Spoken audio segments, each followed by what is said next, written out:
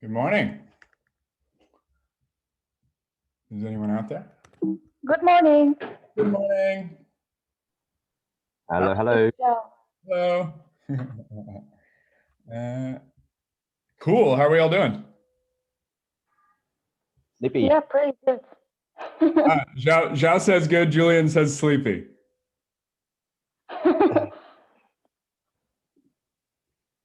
Anyone else? Why are you sleepy, Julian? Late night. Late night. Okay. Okay. I'm just Well, trying. I just had coffee, so hopefully that's going to kick in a brief moment. Okay. Well, coffee's good. I will give you a little bit of a breathing thing here at some point. I'm just trying to get you all over on my other screen here. Hold on. So I can see some of you. There we go. Cool. Nice. You guys see the presentation? Yeah. Perfect. Yes. Right. I'm on my work again, so I will mute myself and maybe I'll write something in the comments. Yeah, cool. No, perfect, Joe. Awesome. And when you just chimed in and started talking, it was all fine except for the one time it was a little bit off, so I had to mute you. Sorry. Don't worry. I was like, that's not the right timing. Okay, fair enough. Yeah. No, that was totally fine. You chimed in about meditation. Super cool. Absolutely. Yeah. Yeah. Hey, Thomas, you're still in the forest? I am. Very cool. Here. Great to see you. Father has made it onto the webinar. Hello, Dad. All right, cool. Margarita, hey, morning. Cool. Morning, Abdul, Anna-May, Siv, Karina, Hanne. Who else do we have here? Oscar and Marissa. Not sure if Oscar is Norwegian or not. And morning, Joel. All right. Are we ready to rock? Yep. Rock on. Rock on. All right, cool. Nice. Okay. This is session 2 of Gründeruka in Agder. There's a whole bunch of online sessions. Go check them out online. Just Google Gründeruka. You'll get to their website. I think it's Norge365.no, but I could be wrong on that. Just Google it out and you'll see a whole bunch of other sessions. Not sure how many of them are in English, but I know many of you are Norwegian here. Jeg forstår norsk, så hvis du vil stille spørsmål på norsk, det går helt fint. Du snakker norsk, helt fint. But my brain does operate in English, so please be okay with me speaking English. Thank you very much to Coworks in Kristiansand for making all this happen. Little disclaimer, the session is being recorded, so if you have, I'm going to assume that you are okay with that. If you have any issues with it, please just pop me a little note and we'll throw a little blurriness over your face before we send out the video. Good? All good for me. Oh, good. All right. Cool. Here's my obligatory contact slide. I will be sharing out the link will be sent out to you. So in there, you'll see there's a little Calendly link in there. I do like to be booked in for little 15-minute pitch sessions. Had one with Prashant yesterday, who was on the call. I also had one with Daniel recently. He was on the call yesterday. I'm hoping that one of them will be on the call today because I will pick on them as I go through what I'm going through today. Because yesterday my response to Prashant was, let's do the webinar, and I think you'll see some of my feedback almost immediately. Instagram, be super cool if you can give me a follow. LinkedIn, give me a follow. Facebook, I'm not too active, but if you want to go and like that page too, that would be super cool. All right, so yesterday was a whole bunch of stories and a whole bunch of little lessons like cold showers, meditating or sitting. That you've got to kind of know yourself in order to kind of really understand how it is that you're communicating. But I hope you all enjoyed some of those stories yesterday. Today is all about pillars and the framework of a pitch. I absolutely love pitch coaching. I use it mainly as my probably singular tool to coach startups. So a lot of people kind of may just coach a pitch. I use it to figure out how a startup actually is doing. And it's a phenomenal way to very, very quickly and fast figure out if a startup or a business or solopreneur knows your shit or not. And if you can't express it, then that's probably because you don't know it. So then that starts to turn into next steps for you. But today, what I'd like to do is try to give you an overview. Tomorrow, I'll go through a whole bunch of different design tips. I'll give you a few today, but tomorrow is mainly about main design tips, presentation tips, and other kind of fun things that I've sort of figured out and that I think would be helpful for you to know before you hop up on stage. Cool. So pitching. Umbrella sort of reference for pitching. 1, time is limited. Prashant had a fun one yesterday. 5-minute pitch took 13.5 minutes. Not good. Okay. You need to be able to pitch your stuff quite quickly and effectively. Now, sometimes you'll have 15 minutes because you're inside a meeting, and that's absolutely fine, but I wouldn't be pitching for 15 minutes, right? You should be able to kind of get your idea across. You know, I don't know, we talk a lot about an elevator pitch. You can't get the whole thing across in an elevator, depending on, of course, if the elevator might stop or not. But, you know, I don't know, the sweet spot is probably somewhere between 3 and 5 minutes. Pitch competitions that I like are around 4 minutes. I think that's a really nice sweet spot. I think 5 gives you a little bit too much time to say what you need to do. And 3 minutes is arguably actually pretty rough. You do need to remove some stuff that you probably really want to say, but you don't have time.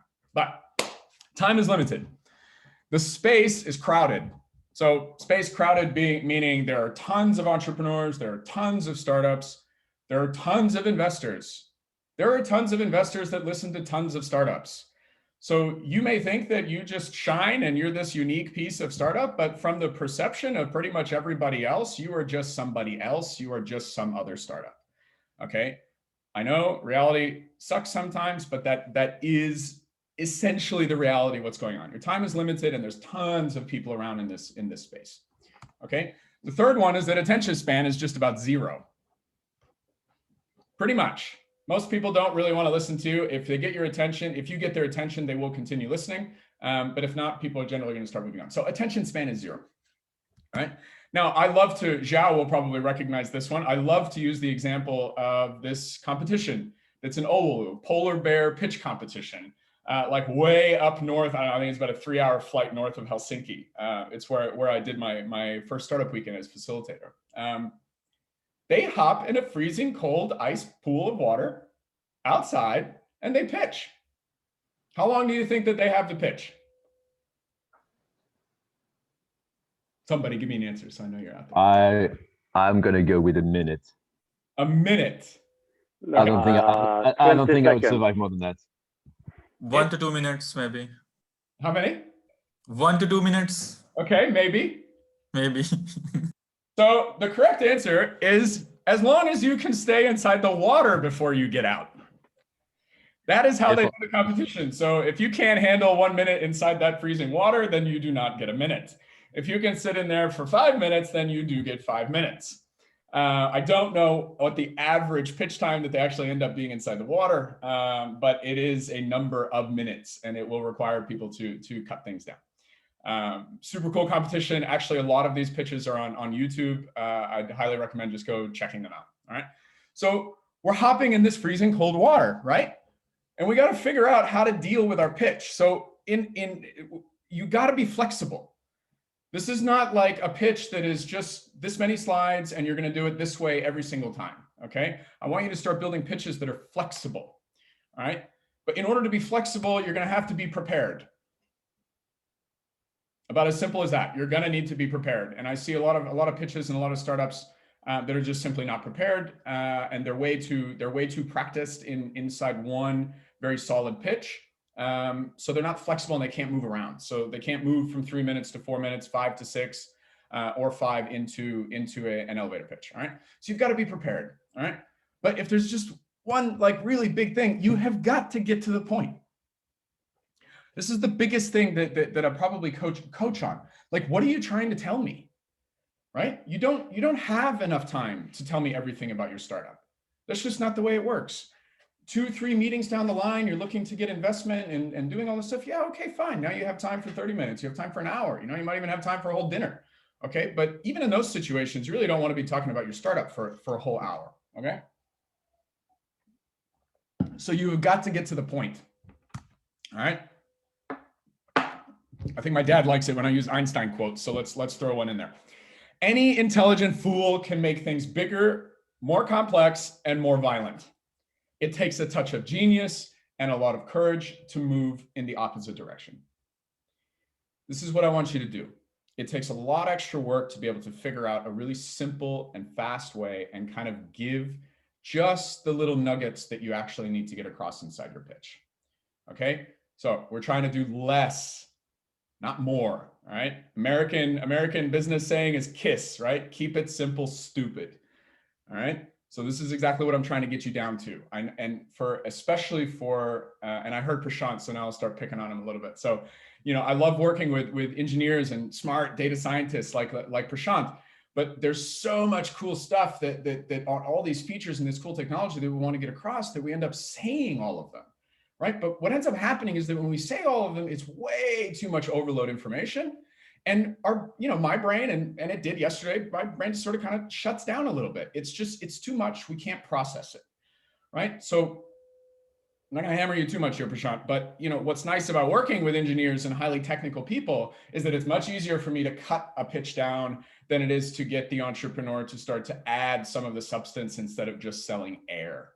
Okay, so we do need a balance in between kind of the hacking, hustling entrepreneur that's gonna fake it till you make it, and the highly engineered statistical data science, algorithm, AI, machine learning, mechanical engineer type of pitch, right? So we need some sort of a balance in between these two. So I've called this know your pitch. And I really think the key word there is know, okay?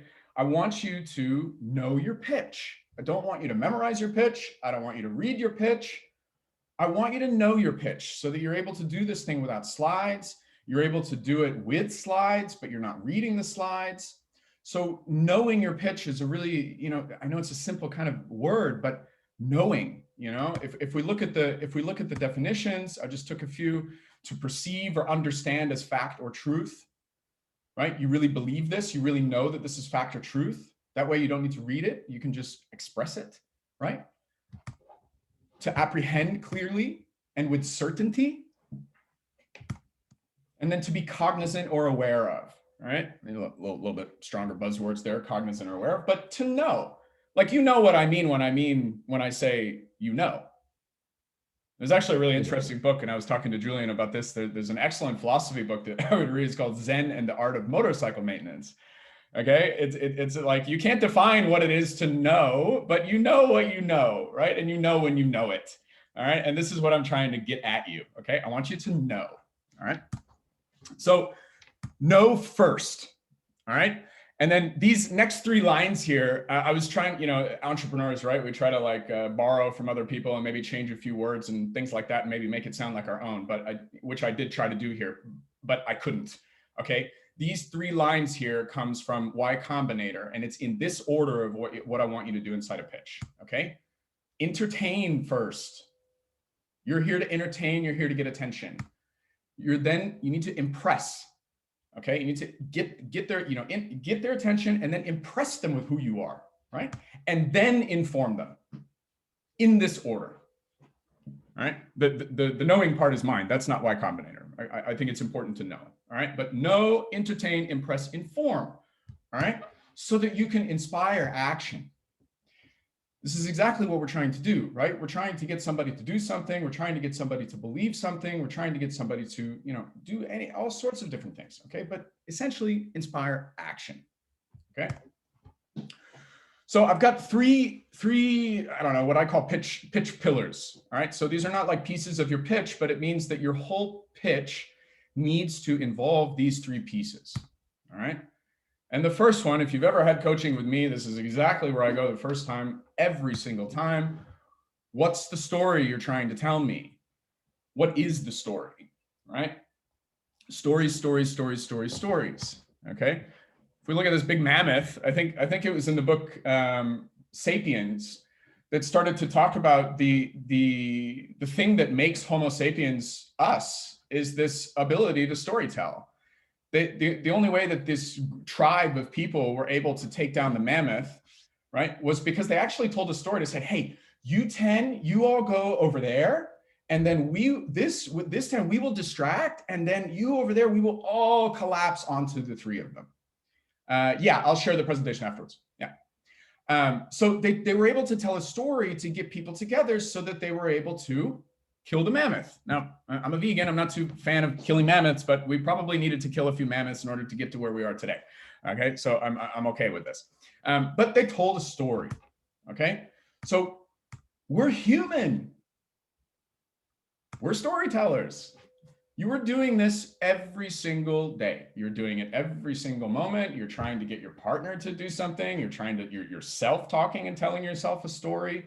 To get a budget approved at work, you're trying to tell a story, right? Some of us are better at it than others, but it doesn't mean that you don't know how to tell a story. And I want you to have your pitch as a story, okay?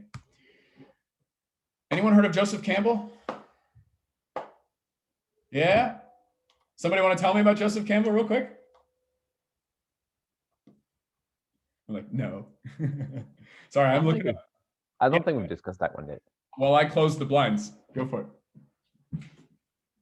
Was that you, Julian? Yeah, I was saying I don't think we've discussed Joseph Campbell yet, and I haven't come across him yet. Okay, all right. So Joseph Campbell, this is actually, it's a pretty old book. Yeah, Sylvina, The Hero's Journey. You're absolutely correct. Yeah. So Joseph Campbell sort of put together, like analyzed all of these myths, mythologies, modern movies, modern books, all sorts of, basically all types of media, and found that, I mean, pretty much 100%, I don't know, 99% just to be safe, all of them covered these archetypal characters and these archetypal stories of heroes. I don't know how many of them are. I think there were 35, or Sylvina, do you know? I think it was 35 archetypes, or, yeah, okay. But a number of archetypes that basically applied to any single story that people were telling, okay, and in myths and in modern day. George Lucas was famous for saying thank you to Joseph Campbell for inspiring the whole Star Wars story. Essentially, all of Star Wars is one huge hero's journey, hero story, okay? The dark, the light, you know, we fight, we lose, we learn, we get up, let's go, and then we're you know, we succeed, okay? So this is that type of story that you know, needs to be in your pitch. And it's not like needs to be in your pitch. You just need to figure out what that story is that applies to you, because we all have this, okay? You're the hero of your own story, right? That's what he's famous for saying. He's also famous for having a quote that says, follow your bliss, which is sort of following your own story, following your bliss, following your energy. You know, don't try to change or do much, but just follow what it is that you are, okay? So that kind of story is what is really, really good to have inside your pitch, okay? And the links to the books and everything will be in the deck when you get it, okay?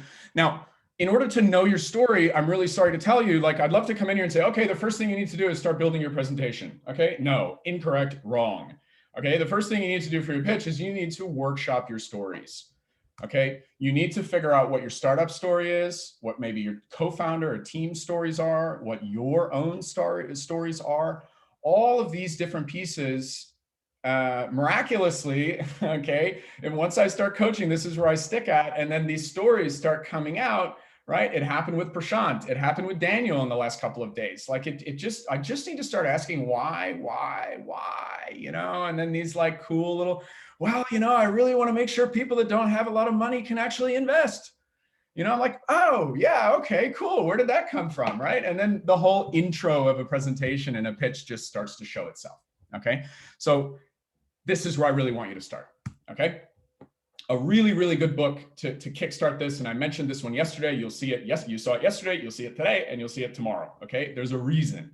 This book, Start With Why, is just fundamental in helping you understand the you know, the importance of speaking from your why, all right? So if you can indulge me for a second, I'm actually going to go through 3 or 4 slides here on exactly what I meant by Start With Why yesterday and what Simon Sinek, the author, is trying to communicate, okay? So he's come up with a very, very fascinating, super highly complicated tool here. called the golden circle. All right, the why, how, what, right? So all great and kind of inspiring leaders are basically using this type of golden circle, whether they're aware of it or not. All right, and people that are not inspiring you are not using it or using it in the incorrect way. And I'm going to go through some of these steps now. But essentially, right, the what is, what do we do? How do we do it? And why we do it. So if we dig into each one, right, every organization and individual knows what they do. We're usually pretty good at this one.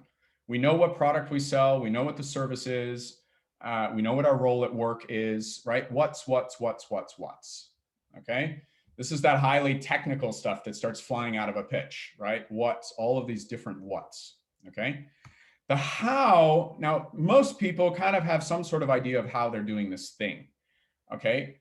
But it's like if you have two teachers who are teaching the same subject, that subject would be the what, right? At the same school in the same age group. But how they actually teach that stuff is a little bit different.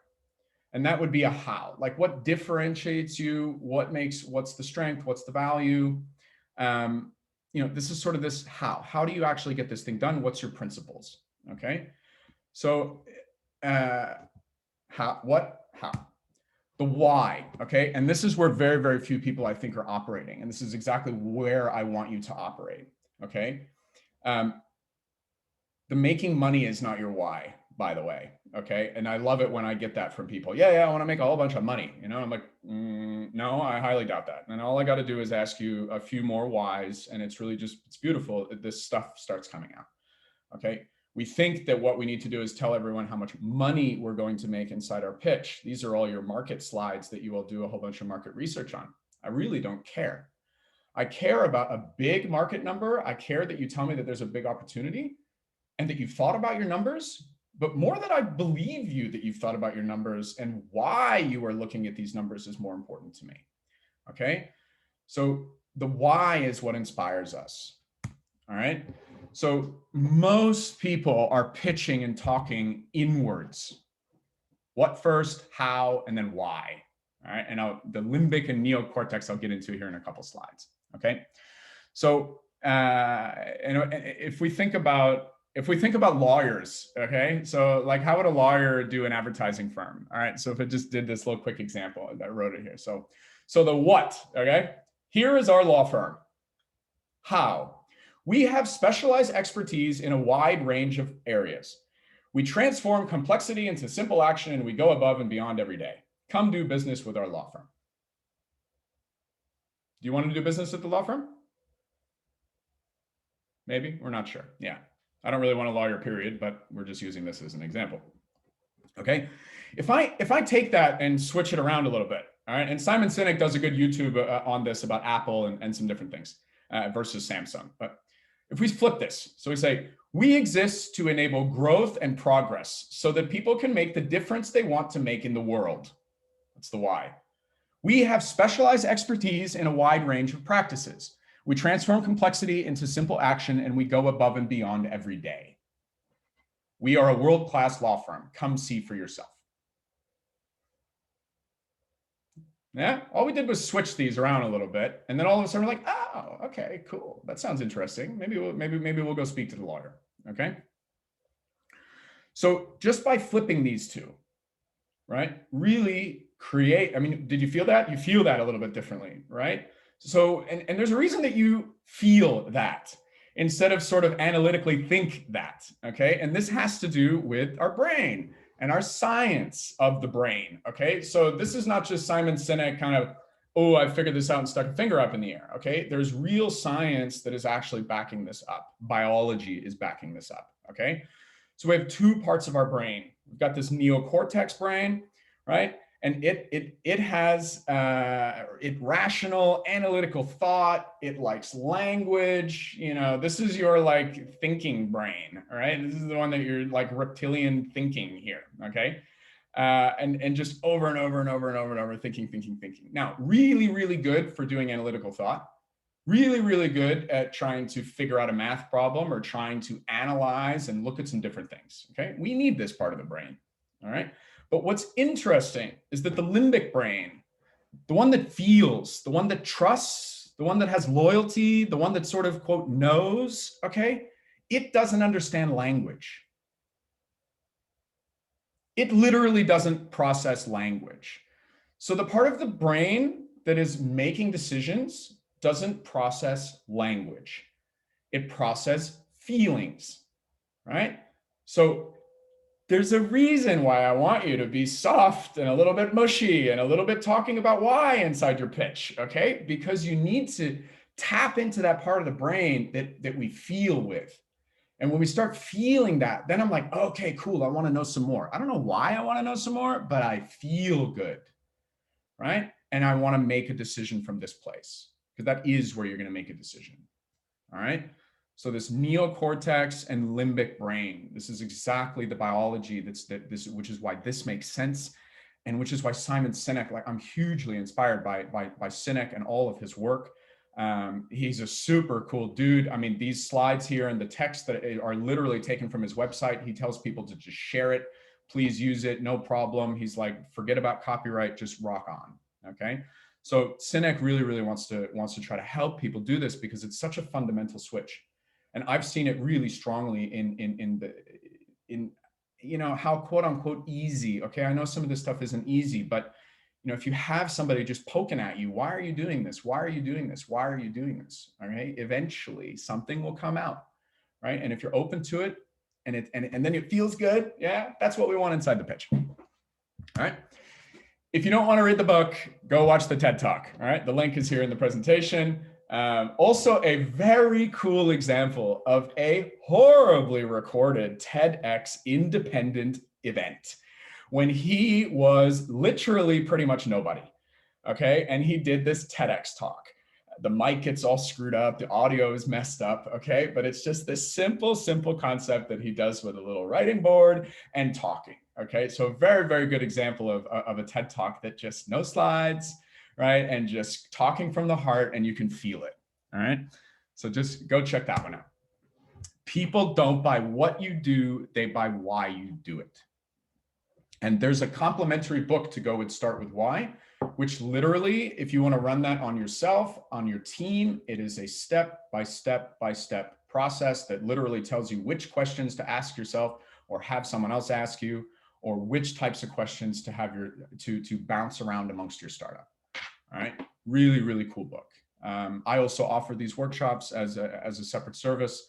So if you're interested in rocking out one of those, I'd be happy to entertain that with you. All right. Spending a lot of time on this first piece, okay, because it's really important. Know your story, figure out your why. All right. Story. Good. 2, know your audience. You have to know who you're talking to. We are seriously trying not to have anybody fall asleep outside in the pitch, okay? And you'd be amazed how easy it is to actually do this, okay? Remember, attention span is 0, all right? That phone is 1 tap away. We don't want to have anybody fall asleep, okay? I had a book recently, actually, you know, it's funny when you label things and they said P equals R. The equation for this is P equals R. And I'm like, you're just telling me perception is reality. Okay, so the perception of your pitch the perception of your pitch from their point of view is your reality. It is not yours. It's not your perception, it's their perception. And if you can really get into this mode of starting to understand how other people think about it, you're gonna make it much easier to figure out how to talk to them, okay? If you actually understand this and you're talking about some highly technical blockchain software solution, okay, you probably don't want to mention the word blockchain if it's room full of CEOs or marketers or, you know, anybody who's not technical. Okay, it's a highly niche realm. But you can talk about why you're doing what you're doing.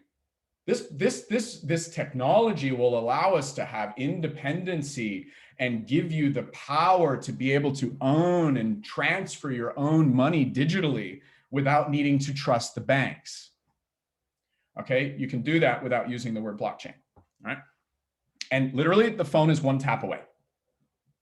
How many people have looked at their phone? You're listening to a pitch, you've done something, you're like, well, that didn't sound interesting, cool, I'm straight on my phone. I'm gonna go look at what I wanna eat tonight, some recipe, maybe some place I'm gonna go, check out the football score, whatever it is, okay?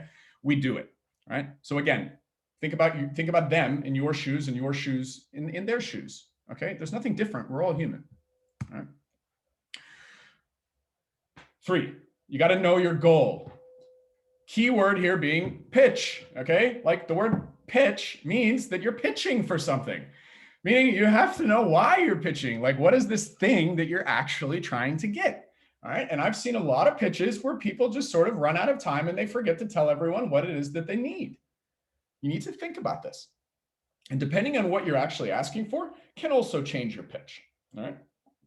Now, one super really good way to start to get you to figure out that you actually need to really think about this is to put yourself up on a massive stage. Now, you might feel big at an ITSA, or maybe Sparebank Gründerhub, maybe there's 50 or 100 people in the room. If that's what gets you to feel, oh, wow, then boom, that's exactly the same thing as being here at Slush, for example. I think there's probably about 2,000 people in that room. Okay. And that's one of 5 stages, by the way. It's the coolest conference I've ever been to. But put yourself in your shoes and imagine what you would do if you knew that you were going to be up on a stage in a room like that in a month. It will fundamentally change exactly how you are going to take your pitch seriously and how you are going to figure out what you want to say and what's the most important stuff to say. Okay. Now, I know that we can't be going to big conferences at the moment, but there are more than enough online events. I've judged a couple in the last couple of weeks. There's a couple of 100 people on those calls. Okay. If you want to get some practice, all right, you want to get some practice, you want to get something, you want to start pitching to a whole bunch of different people, you can practice with me and then talk to me about some different events and different things. They're happening all over the world. Now that we're going global, all of these different, I'm a mentor for Founder Institute in Zurich, but they don't control everybody just being inside Zurich. There's startups from Israel, there's startups from the States, there's startups from all over the place, okay? So this isn't time to just go a little bit quiet, okay? This is time to actually, you can practice this stuff online, right? And hey, if you're doing it digitally, you could just actually, oops, there went the computer and boom, if you just completely get stressed out, okay? That's not the great thing in the world to do, but you could, all right? Be bold, be clear, okay? Now, I know that this is stressful, okay? I know that this can be super stressful for people to pitch, and I talk about it like, hey, this is a super simple thing to do, go up on big stage, all right? 1, I was always in the back of the classroom. I had very good grades and I love sports, but I hated being in front of people. I hated doing English reports, book reports, standing in front. I just hated it. I avoided it like a plague. Okay. Now, but apparently there are some fun pictures of me playing a guitar up on stage when I was a little kid. So something happened to me that made me not want to be up on stage. I then didn't go up on any stage until I did a quick little prize giving at a lean startup event. This was about 8 years ago. And I completely flopped up the who won what. I was super stressed. And all I was doing was saying like, hey, and in 3rd place, boom, and clap. And in 2nd place, and this, okay? So I get it, all right? I get it. This stuff is difficult. The only way to get through it is to just do it, okay? Now, this next picture, I found a really fun picture to try to get this idea across, okay? So I think most people think that everyone out there in the crowd are like these like aliens, and they're all like trying to get you, and they're all trying to like make you screw up, and ooh, what's gonna happen, and oh, okay. Well, I kind of have this, the secret really is the fact that like they're actually rooting for you, and they're actually really, really, really, really happy that they are not up on stage and you are. We need to flip this perception around. You're the one that's actually up on stage. You're the one that's taken the confidence and taken the jump to hop up on stage. Okay, that scares the shit out of other people. But we sit there up on stage thinking, oh no, all these people are thinking that we're going to screw up, or they're maybe thinking we should screw up, or something like whatever it is that your ego is doing inside your brain. I get it, it happens. Okay, but just understand that you're the one that took the step to get up there. And you're far, far ahead of everybody else when you take that step, okay? People are rooting for you. They want you to do well. When I've seen people kind of trip up over a little bit of word, or maybe they have a little bit of a brain fart for a couple of seconds, it's amazing that the room actually wants you to help. They want to help you. A lot of times another co-founder or somebody will throw out a word or throw out something. Okay. If I'm there and I've been coaching you, I will help you out, you know? So, people are there to help you out. Okay. Even in a big room of that 2000, that vibe, that energy is actually, yo, tell me about this cool idea that you've got. Okay. It's not, I can't wait for you to screw up so that I can laugh at you more. All right. This is not reality at all. All right.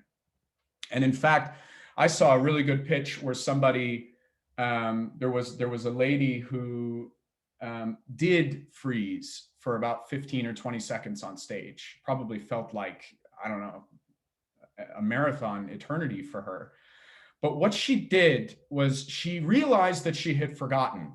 And instead of moving around and getting antsy and doing what a lot of people would say is like, oh my God, I forgot my slides and oop and laugh at themselves. Okay. What she did was she took a breath.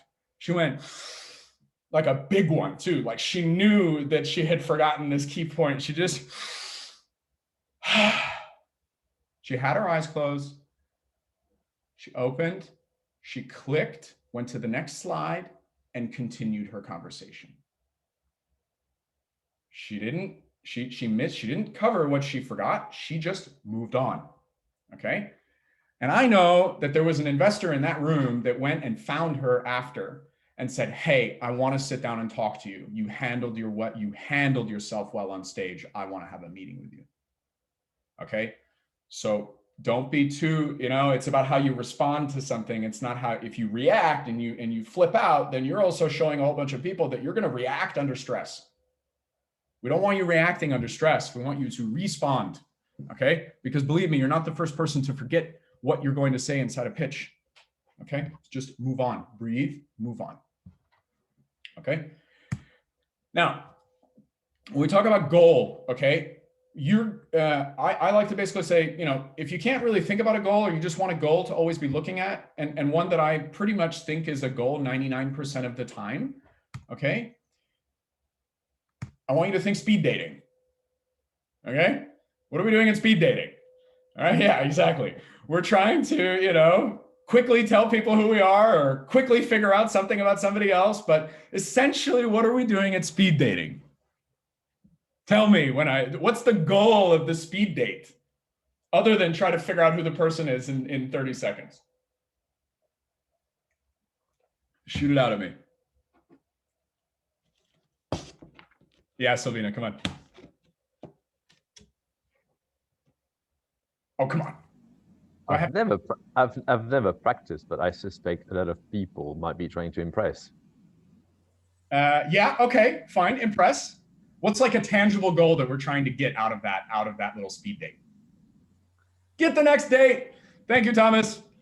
Okay, we're trying to get the date. And yes, we're trying to impress, absolutely, okay? We need to probably impress in order to get the date, but you're trying to get the date. Okay, this is what you're doing inside your pitch. You are just trying to get to the next meeting.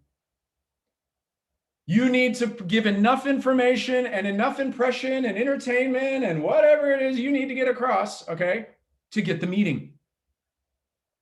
No one ever said, hey, I went to a pitch competition and 3.5 minutes into my pitch, I signed an investment contract. Nobody has ever said that. Okay, this has not happened. Okay, I've met somebody who hopped in a freezing cold pool of water in Oulu at 6 o'clock in the morning, because that's when all these investors also hop in the water, and got $1 million investment a couple of hours later because he did a little elevator pool pitch to the investor inside the pool. Okay, but it was a couple of hours later and it was at the next meeting. Okay, so just get to the next meeting. Okay, that's all you need to do. Much, much easier to do your pitch when you can think about all I have to do is get to my next meeting. Okay? 3 pillars. Know your story, know your audience, and know your goal. You got those 3, you are ready to go flying into the pool of water. Now, I love this picture because 2 things. One, I think it does a pretty good job of kind of expressing this emotion of hopping into the pool, because this is before this gentleman is hopping in the pool. But if you look all the way on the left over there, the guy that's like looking like, oh my God, this is freezing cold. I really don't want to be here. That's my buddy, Stephen Baliano. And he's one of the judges that's at that competition every year. And I just think it's great that I found him in a picture. One of the most awesome growth hackers on the planet. So if you have some need for growth hacking, this guy knows how to do it. And I'll be happy to connect you. But he doesn't look too happy there being judged. He doesn't like coldness. Okay, got those three? All right. Pitch strategy. Okay, now I know that I've just told you we're going to go to the next meeting. Okay, but why are we pitching other than just trying to get to the next meeting? Write a few at me, say something if you want. It's a trick question. I'll give you a trick answer. Why are we pitching? We want to get investment, money,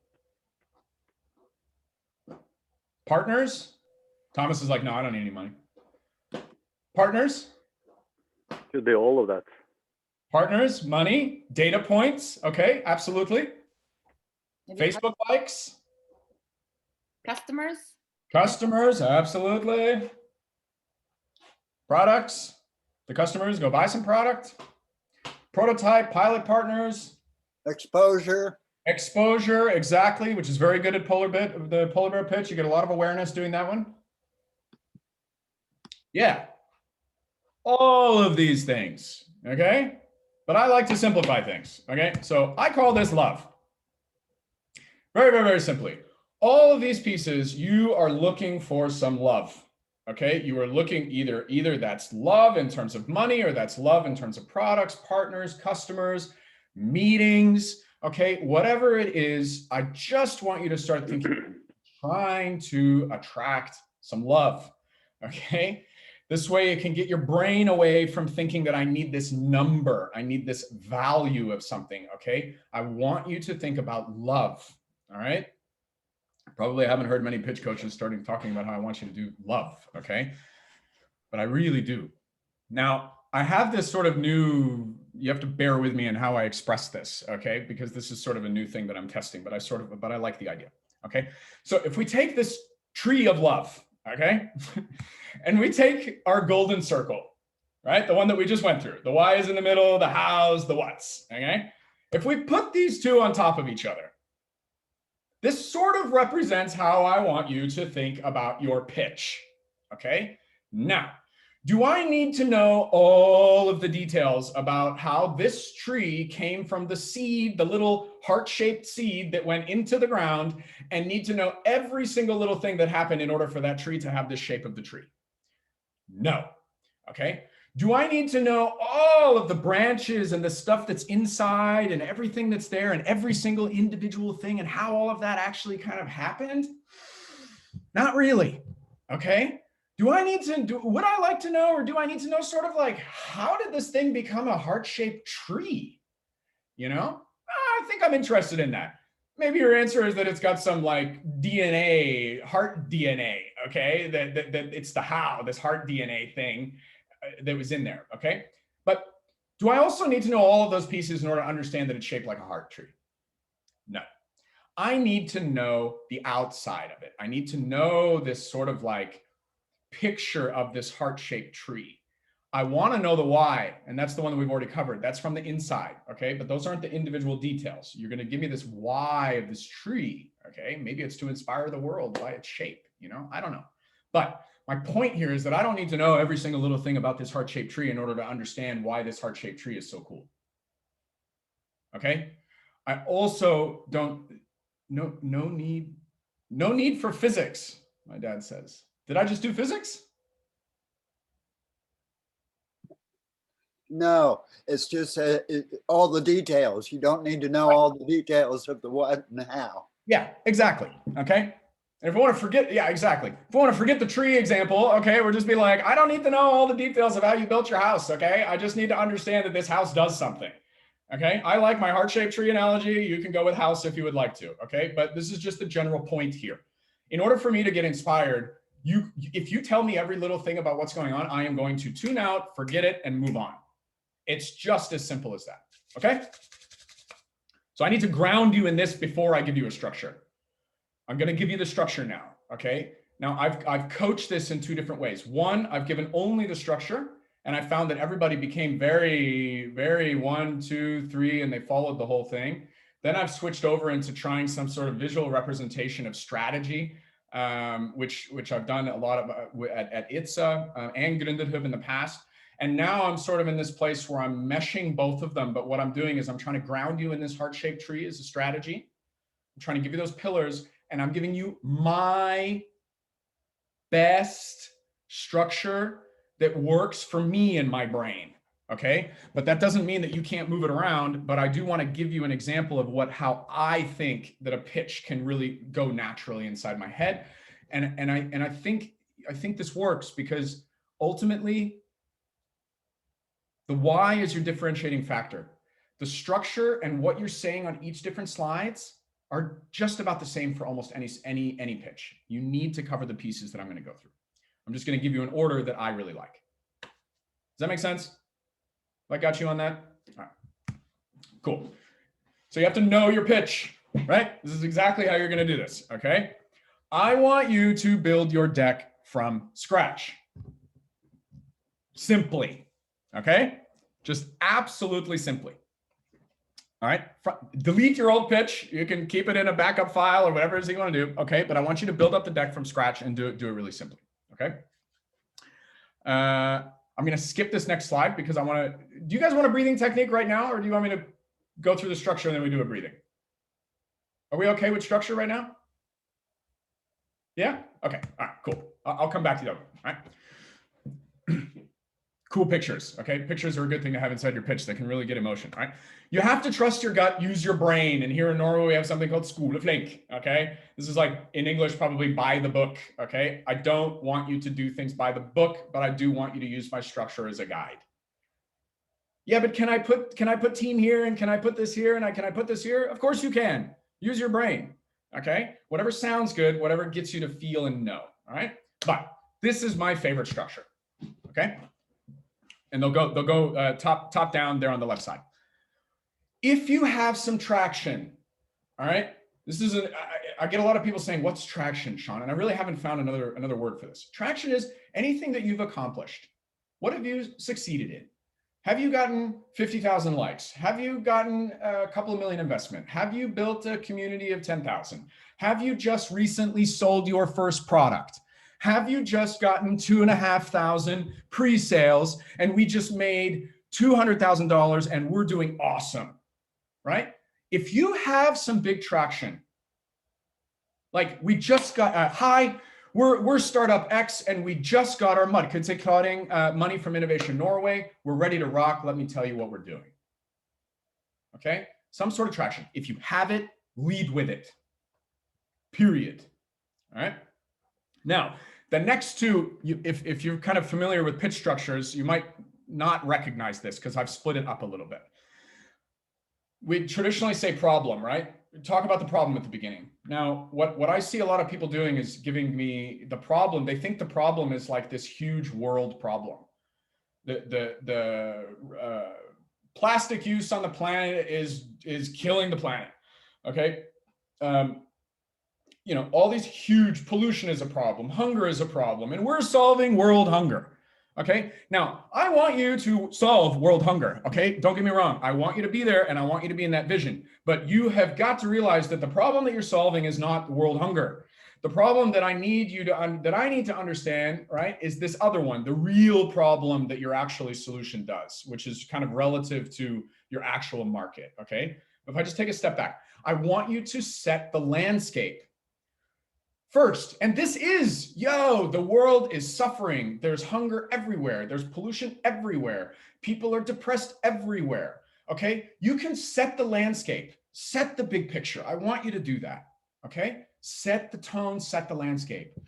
Then tell me what the real problem is that you're looking at and make me feel the pain. This key right here will solve a lot of your pitch problems. Okay. A big landscape, and then talk about this real problem that you're actually solving. So we're awesome. We got the landscape. Here's the problem we're looking at. Here's our solution. How does it solve the problem? This is not your what's.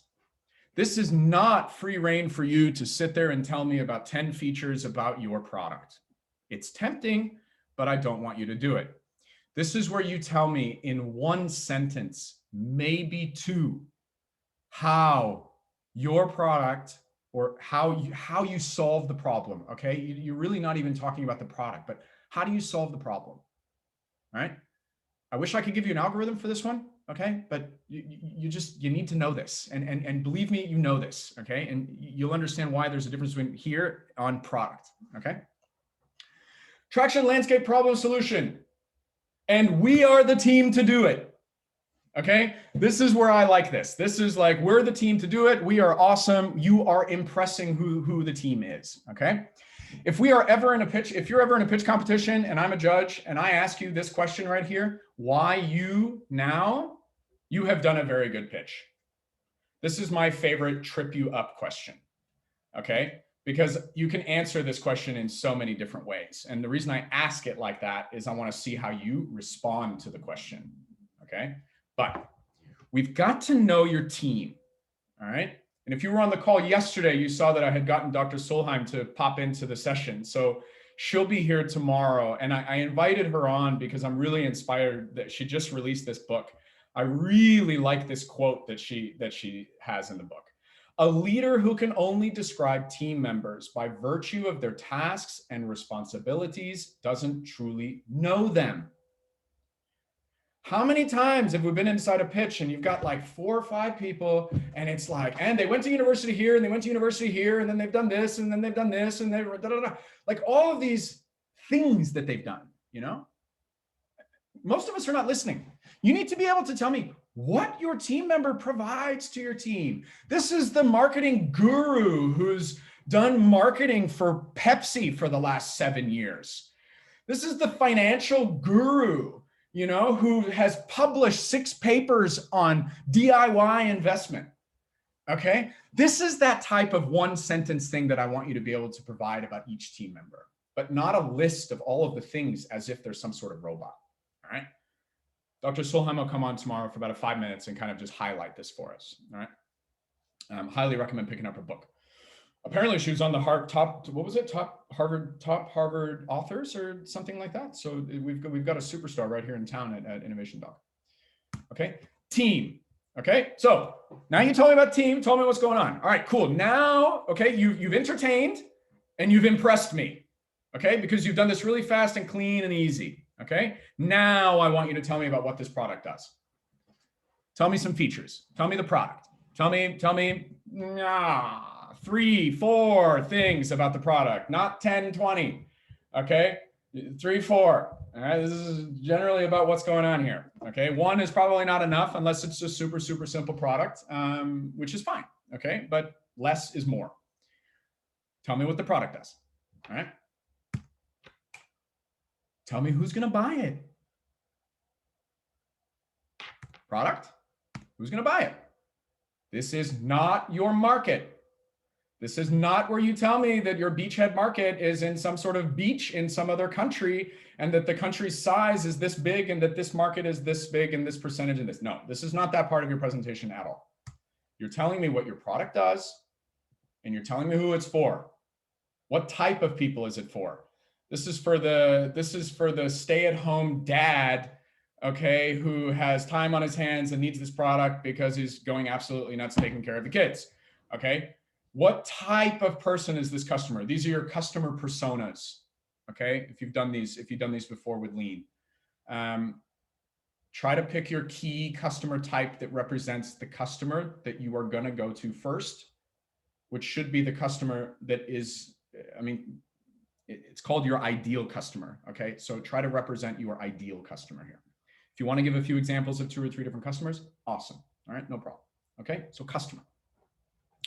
We've got this product that does this stuff. These are the people who are going to buy it. This is how we're going to make money. Okay. Now, not spreadsheets, not cash flow, Not your whole business model because you've got it up on the wall and you want to take a picture of it and then tell me a whole story for 3 minutes about your business model. Okay, no. Just tell me about how you're going to make money. Very, very simple. We're going to have a monthly subscription. You know, we're Spotify. We have a monthly subscription. We pay out some of that money to artists, not as much as we should, but we pay out some money to artists and we pay for our operations. That's what we do. This is how we make money. Okay. We're making a product out of, okay, we get the ocean plastic from our partner who picks it up. We produce it, we sell it. Looks like we can make these things for 200 kroner. We're selling them for 400. Okay. Just some sort of very, very simple, how do you make money? What is the mechanism, if you want to think about it that way? All right. Super, super simple, easy peasy. Now I'm going to have some fun on this one. I could probably spend a whole session on this. Okay. You'll notice that I do not have a market. Okay. I call this opportunity because what happens when I say market is most people will give me, if you're familiar with some of these terms, TAM, SAM, and SOM. Okay. The addressable market, right? Like a bit, what's my addressable market? What's my beachhead market? What's my obtainable market, serviceable obtainable market, my serviceable addressable market. Okay. These numbers are good and they give me a good idea of what's going on. Okay. But general size. But opportunity sort of gives around this idea, like, what's the opportunity? Like that involves how big the market is. Look at how big this market is. And look, all these customers that I just told you about, there's tons of these people inside this place. And we can get them on this channel and we can get them on that channel. And there's just this epic opportunity, right? Opportunity might be a legal framework that's coming into place. Look at this huge market. And there's actually a legal framework that's going to be implemented by the EU that means that all companies need to track their sustainability and their logistics chain in the next 6 months. Okay. Now that I wouldn't have gotten that out of you if I had told you just to give me the market. But if I tell you, give me the opportunity, okay, that's where I think you need to give me the opportunity. Why does this make sense? And this is a pretty heavy kind of like, if there's probably a place that this is probably 2 or 3 slides, sometimes. All right. Do we get that idea? Yeah. What's an opportunity? It's not just a market number. Okay. Now, this has 2 slides. All right. Because I see people do this all the time and it's just, you really need to try to stay away from it. Most people are doing a top-down analysis inside their pitch. You'll recognize it when they say, so Norway has 6 million people. There are 500,000 people in Stavanger in the greater region. And if we just get 10% of them, we will then be billionaires in the next 18 months. Okay? This is the type of thing that most people do. They say, here's a big market, and if I just get this 10%, or the better one is when people say, all I need is 1%, and we'll be hugely profitable. Okay? This is so dangerous, you have no idea. Because think about it. If you're telling me, like, you're banking your whole startup, your whole life, by sitting and saying, hey, that market is really big, and if I just get 1%, then we're good to go. I'm much more concerned with you telling me how you'll get that 1%. Or how do you get that 10%? Because most of the time, if you say 1%, 10%, 7, it's like, why isn't it 7? Why isn't it 4.65? Right? If you gave me an answer like, and if we just get 4.65% of the market, we'll make this, that's probably better. Because then I've understood that you've actually calculated something here, right? You haven't just kind of taken a guess. So look it up on Google. Okay, bottom-up analysis versus top-down analysis. I want you to try to do a bottom-up analysis, okay? Because it really, really helps get into the growth plan and things that are a little bit later in the pitch, right? I want you to tell me how much it's going to cost you to make this product in the short term. I want you to tell me how much it's going to cost you of customer acquisition. How much money do I need to spend in order to get somebody to buy this product? And where do I think these people are, which you already told me? And why do I think this is an opportunity, which you already told me? Then this allows me to be like, oh, okay, cool. They've actually thought about this. They've understood it. It's not about getting a billion. It's about selling 100 product at this price. And maybe they just need some investment here so that they can spend $22 per customer on advertising and marketing because that's what they think they can get it. Okay. Again, I could spend a lot of time on this, but bottom up analysis. All right. If you remember one of the 3 or 4 things from today, like please stay away from top down analysis. That number is a good number to have. And in early stage, it's a good number to have. Just don't use it as your total strategy. People will nail you on it. Okay. Traction landscape. We've got a problem. Here's our solution. We're the team to make it happen. This is what our product does. This is who it's for. This is how we make money. This is why it's a big opportunity. Bang. I want you to tell me now that you've done something.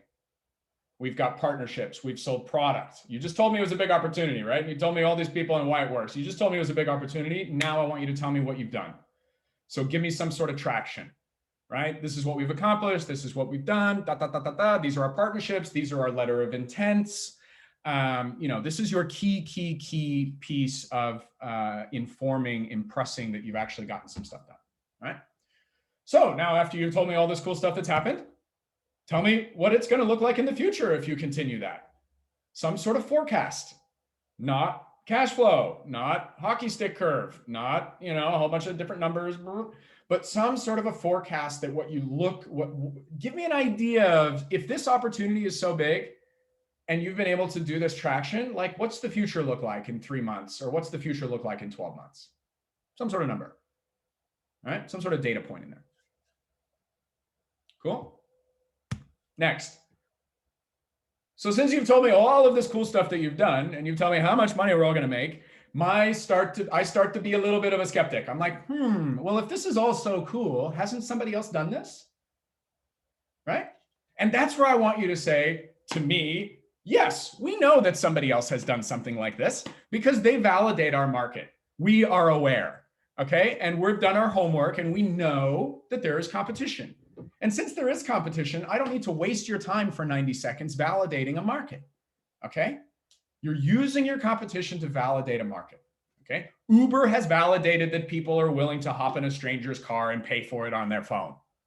Okay. They've done that. So if there's another country without Uber or something like that, you don't need to go through a process of saying that you have to validate that people are willing to do this. You would just need to validate that would people do it in my country, which in Norway is a perfect example because your issue with Uber would have been your legal framework being in place to actually allow it or not.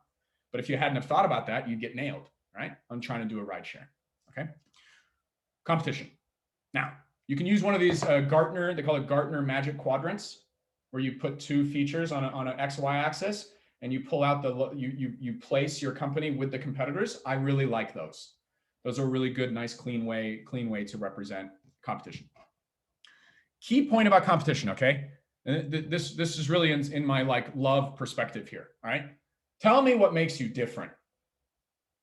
Do not tell me why they suck. Do not say what they don't do well.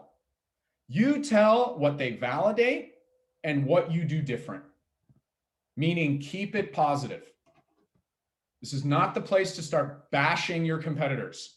This is the place to start saying what different, why are you better? I don't like the word better, but we can use better here. Okay, keep it positive. What's going on? What makes you different? This was key yesterday with Prashant because he gave me a couple of competitors that were in this financial app world that he's working on. And somewhere they said, I was like, yeah, but what makes you different? Well, and it was actually the customer, an attribute of the customer that he's looking at that actually makes it a little bit different, and that nobody else in Norway is looking at this area, and arguably a lot of different places around the world. So as soon as you know what's different, right, then it completely changes how you would market and how you would communicate the product, which in this case is like the absolute key differentiator with this type of app or platform or something. I'm trying to be careful what I'm saying there, Prashant. Okay, so you tell me the competition. Now, notice that forecast are some numbers, okay? Forecast are just a few numbers. I want to get a big idea of how big this thing can go, okay? Growth plan is different. This is your strategy. This is your roadmap. You just told me all this competition. You told me why you're different. Now tell me how you're going to get it done. How are you going to go from 0 to 100, 0 to 1, 1 to 100, 1 to 1,000, whatever it is that you want to call it? Okay. You notice yesterday's book was 0 to 1 by Peter Thiel. This is that book you can read to kind of get you an idea of how you need to push. Okay. Roadmap, plan. Are you getting a pilot project? And then that pilot project, you're going to get validation on your technology and that's what you're doing. Okay, cool. That's how you go from 0 to 1. If you've launched your product, you would have already told me that in traction. So now you're going to tell me how you're going to grow from 1 to 1,000 or 1,000 to 1,000,000. Okay. This is your growth plan, roadmap. What are you actually doing now and moving forward? Other people are doing stuff. We're different. This is what we're doing. This is what we're rocking and rolling on as a startup. This is what we need from you in order to speed up our growth. You just told me about all this growth that you're doing. Now I want you to tell me about the money, the partnership, the mentor, the advisor, the customers, the pilot project people, the government, the politician, whatever your ask is, including, of course, our speed dating, right? The next meeting, okay? What is it that speeds up your growth? This is essentially what I want you to say, okay? Notice that this is not saying that I need a whole bunch of money in order to be successful. No, you're being successful anyway, but I want some, because you've just expressed it all, but how does this speed up your growth, all right? And then you're done. That's your call to action. Call to action, the ask, your ask, whatever it is that you want to go through. All right. This is your pitch part. You don't want to forget this part. Okay. So that's your pitch. But I got two more here because most people forget about this one. Most people forget about the questions that people ask you. And if you're starting to take notes, you'll notice that most people are asking you mostly the same questions over and over and over and over and over and over again. Okay. And small little snippet secret about most judges, okay, is that when we're on a jury competition, we're on a competition, we don't want to be said, hey, so do you have a question, Sean? And then not have one. Okay. So we're actually a little bit, call it nervous or just, we want to make sure that we're prepared that we have a question. So we do this one thing. The first question that comes to our mind when you are pitching, no matter how simple it is, we write that one down. It's called our backup question. Yeah, it's our backup question. And you want to make sure that as you go through the pitch, there are no backup questions coming inside my head, right? You've just done a really good job of explaining, all right? So just keep in mind, I'm going to ask you that first simple question. You know, if you didn't actually say how you made money, I'm going to say, how do you make money? Okay, this is exactly what's going to happen.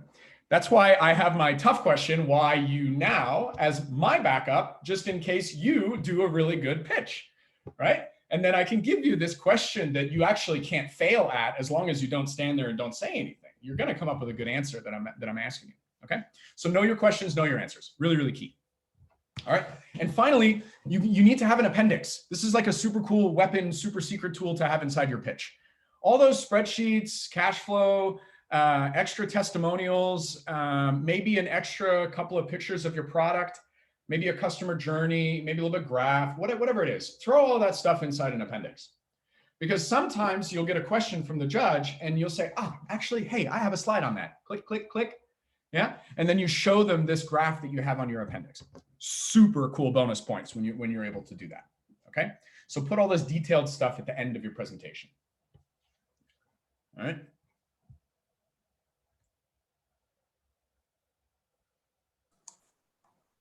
Sean, Yeah, go. can you again tell the difference between landscape and the problem?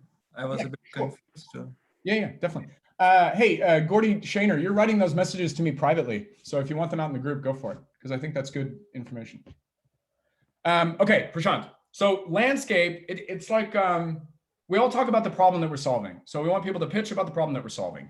That problem that we're talking about, that's the problem, okay? What is the actual problem that your product is solving, okay? That's your grounded inside. What I mean by landscape is like, what's the huge problem that you're probably looking at, okay? Now, this doesn't mean that every pitch always has a landscape. Every pitch has a problem, but not every pitch necessarily has a landscape. Okay. Now, For you, Prashant, it could be, the big landscape is that,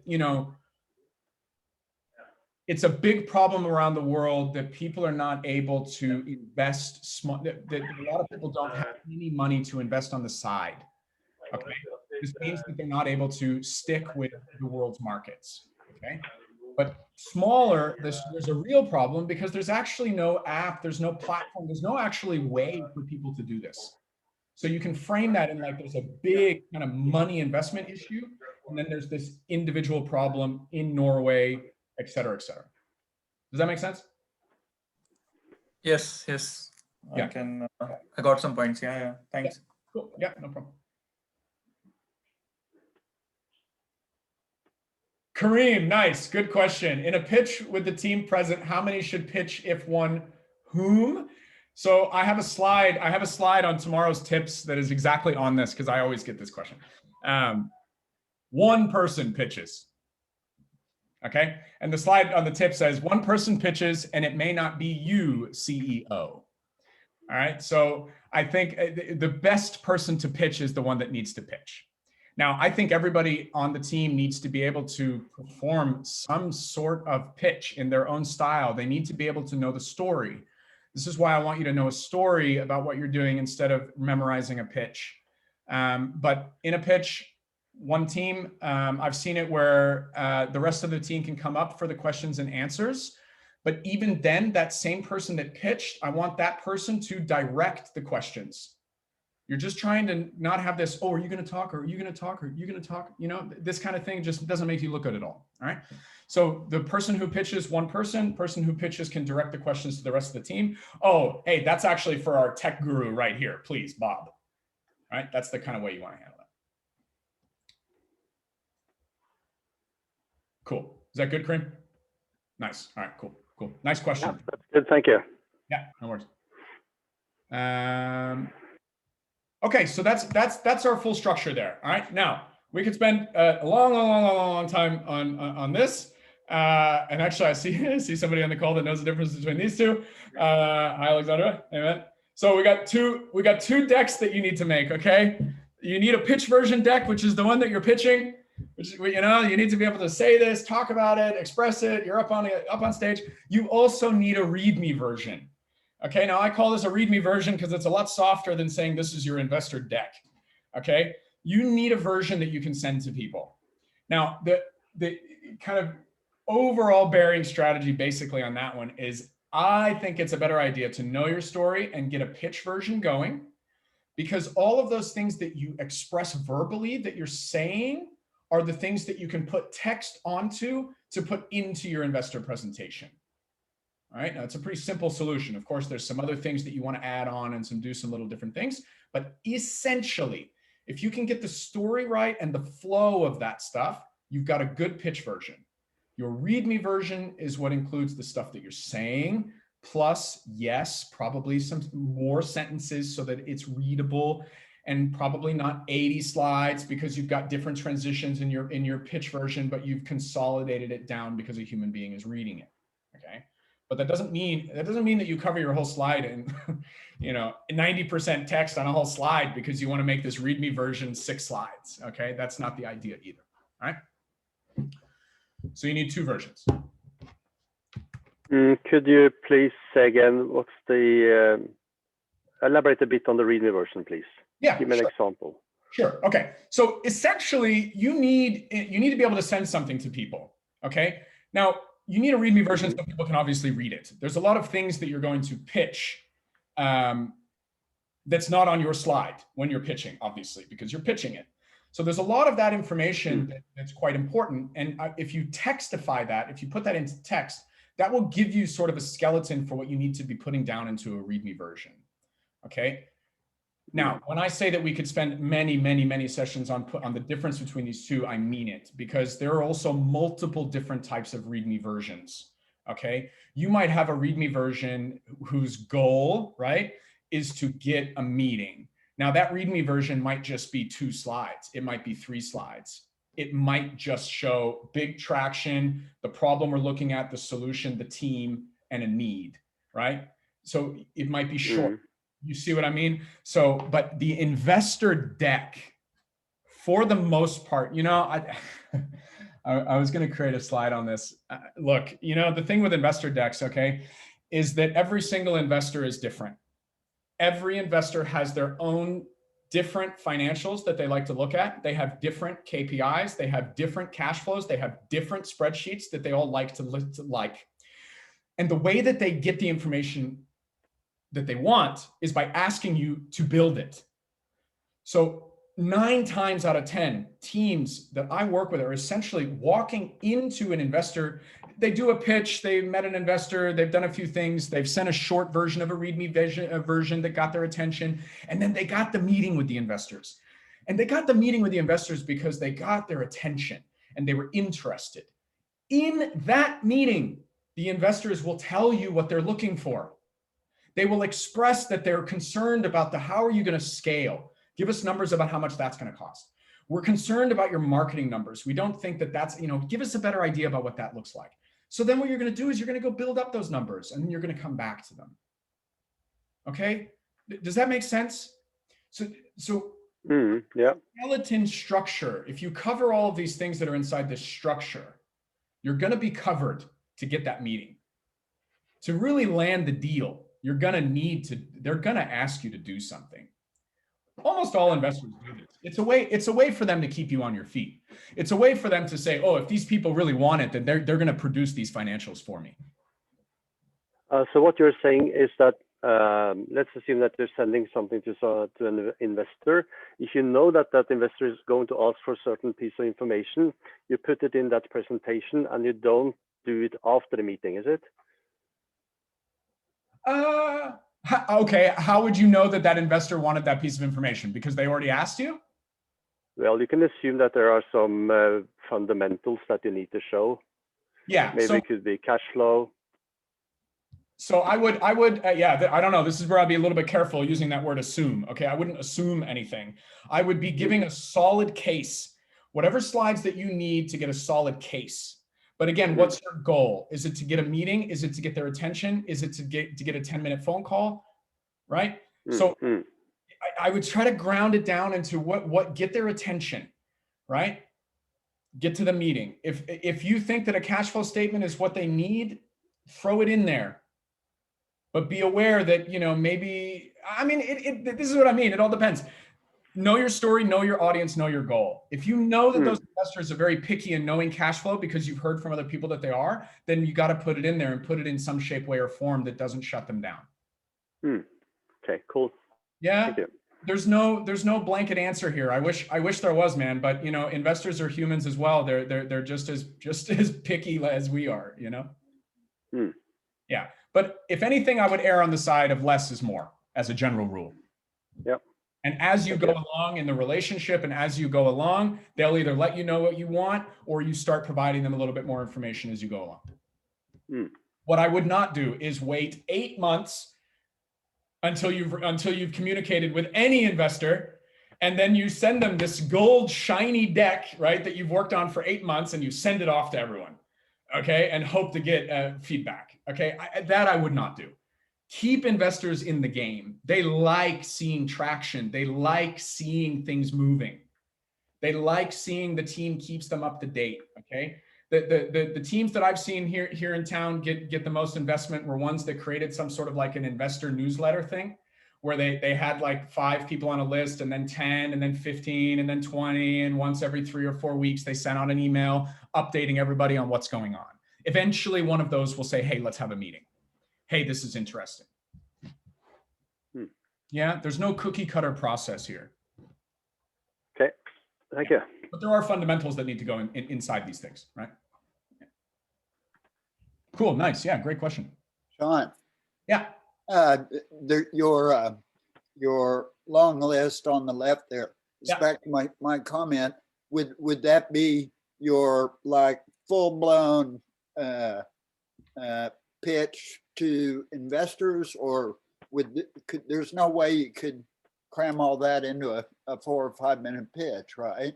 Oh, Or maybe you can. That's a question, not a. Yeah, absolutely. Okay, cool. No, great question. So this is my suggested structure for a 4 to 5 minute pitch. Wow. Oh, definitely. And this easy peasy. If you create one slide for each one of these things, smack a big picture on it, right? And you know your story, and you know how to express what it is that you're doing, you can implement all of this inside a pitch. You could easily tell a story about your ideal customer, where they are, what product they used in order to solve this problem that you just told them. And so you could hit down problem, solution, product, customer, opportunity, competition, and business model, literally in telling me one story about your ideal customer. Okay, I follow you then. Totally, yeah. And while you tell that story, you can have different slides that are implementing each one of these things. But great question. Thank you. This is absolutely what I'm telling people that you can get into a 4 or 5 minute pitch. Yeah, okay, good, because Now, 3 minutes. Scary. 3 minutes, which some accelerators get really nasty with you. Tough to get all of this in 3 minutes. Okay, so I would start to focus on what's the most important. Traction, get their attention. You got to know what the problem is. I got to know what your solution is. Team is very important. Product, okay. Customer, maybe not. Well, customer a little bit. The business model, you got to need to know. Opportunity, maybe you could put aside. Forecast, you could put aside. Competition, maybe, depending on how fast you could do it. But growth plan, what's your plan and what you're asking for would be important. Yeah. Cool, thanks. Yeah, nice one. No, cool. Sorry, yeah, that's me making an assumption that yeah. This is for 4 to 5 minute pitch. Yeah. Now for your investors, right? Yeah. This is why I call it knowing your pitch, right? This is why I want to give people a strategy. All of these pieces are very important stuff that you need to be able to, that you need to be doing, right? So you should be able to express these things in 1 sentence or 2 sentences, each one of them.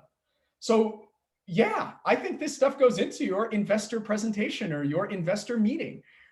Depending on the investors and who you're talking to and what makes them tick, maybe you talk more about the customer because you need to talk more about the customer. Maybe you need to talk more about financials. I know some investors who don't care about financials, especially at early stage, because they know that you don't know. They're in the business of making risk. They are in the business of taking risky investments, So if you start giving them all this like shiny numbers about how amazing you're going to be, like, remember way at the beginning, the space is crowded? You have any idea how many people are coming to them telling them that they're going to have this hockey stick curve and they're just going to make billions? Like everybody, okay? They would take you more seriously if you sit there and say, hey, look, we are a team full of highly competent, smart, technical people here, okay? We know that this product can really solve this problem. It's gonna cost quite a bit of money. And where we're hurting a little bit is we don't know how to bring this thing to the market. We need a little bit of help to bring it to the market, okay? And it's very likely that we won't make any cash in the first 12 months. But here's the opportunity, and man, can we make this thing. Could you tell a bit about what's driving the investors besides making money, since they are in a high risk game? Yeah, for a lack of a better term, I mean heart, love. Like I've said before, it's coming from both ways. Investors who are in high risk, early stage places generally are people who, let's say, either very successful business people, CEOs that have amassed some cash and would like to give back and help. A lot of them are startup entrepreneurs who have become successful and would like to help out. Magnus Jepsen here in Stavanger is a perfect example of that. He was one of the co-founders of WooCommerce, right? The e-commerce platform on WordPress. He literally, Spretakt.no, him and a couple of other people put together their money to figure out how can we help early stage startups, because we didn't have that when they were starting. So there's a big aspect of wanting to help, okay? But They know most of these are going to fail. All right. So they're still looking for if you know your stuff or not. But we think that we have to build a whole company to get an investor's attention. But there's a reason why I have traction up here twice. The investors want to see traction. They want to see that you've done something. And as soon as they see that you've done something, that starts to get their attention.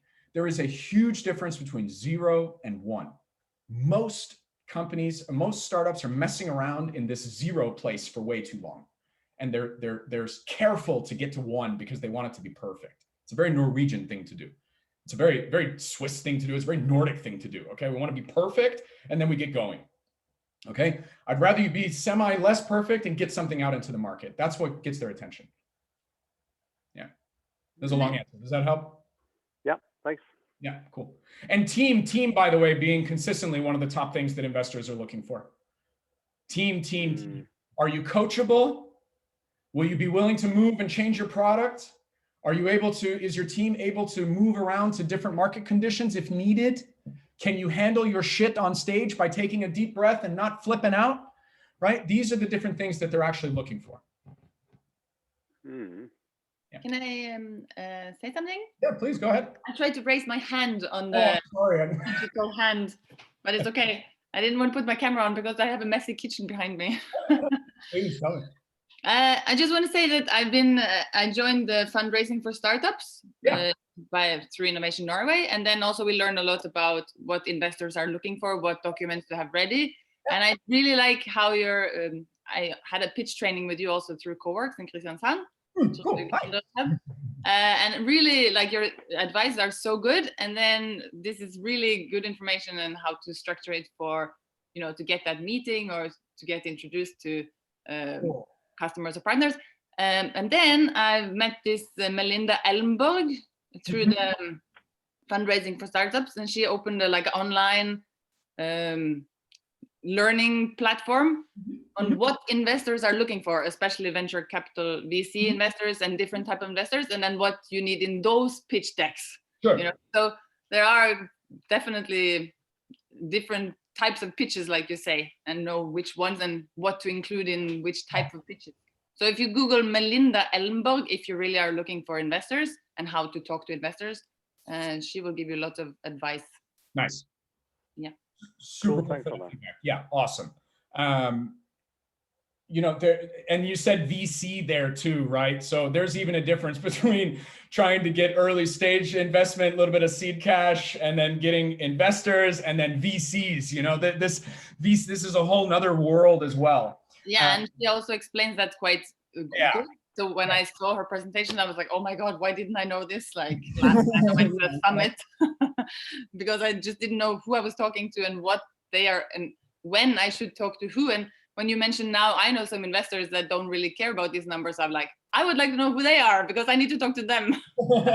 Yeah.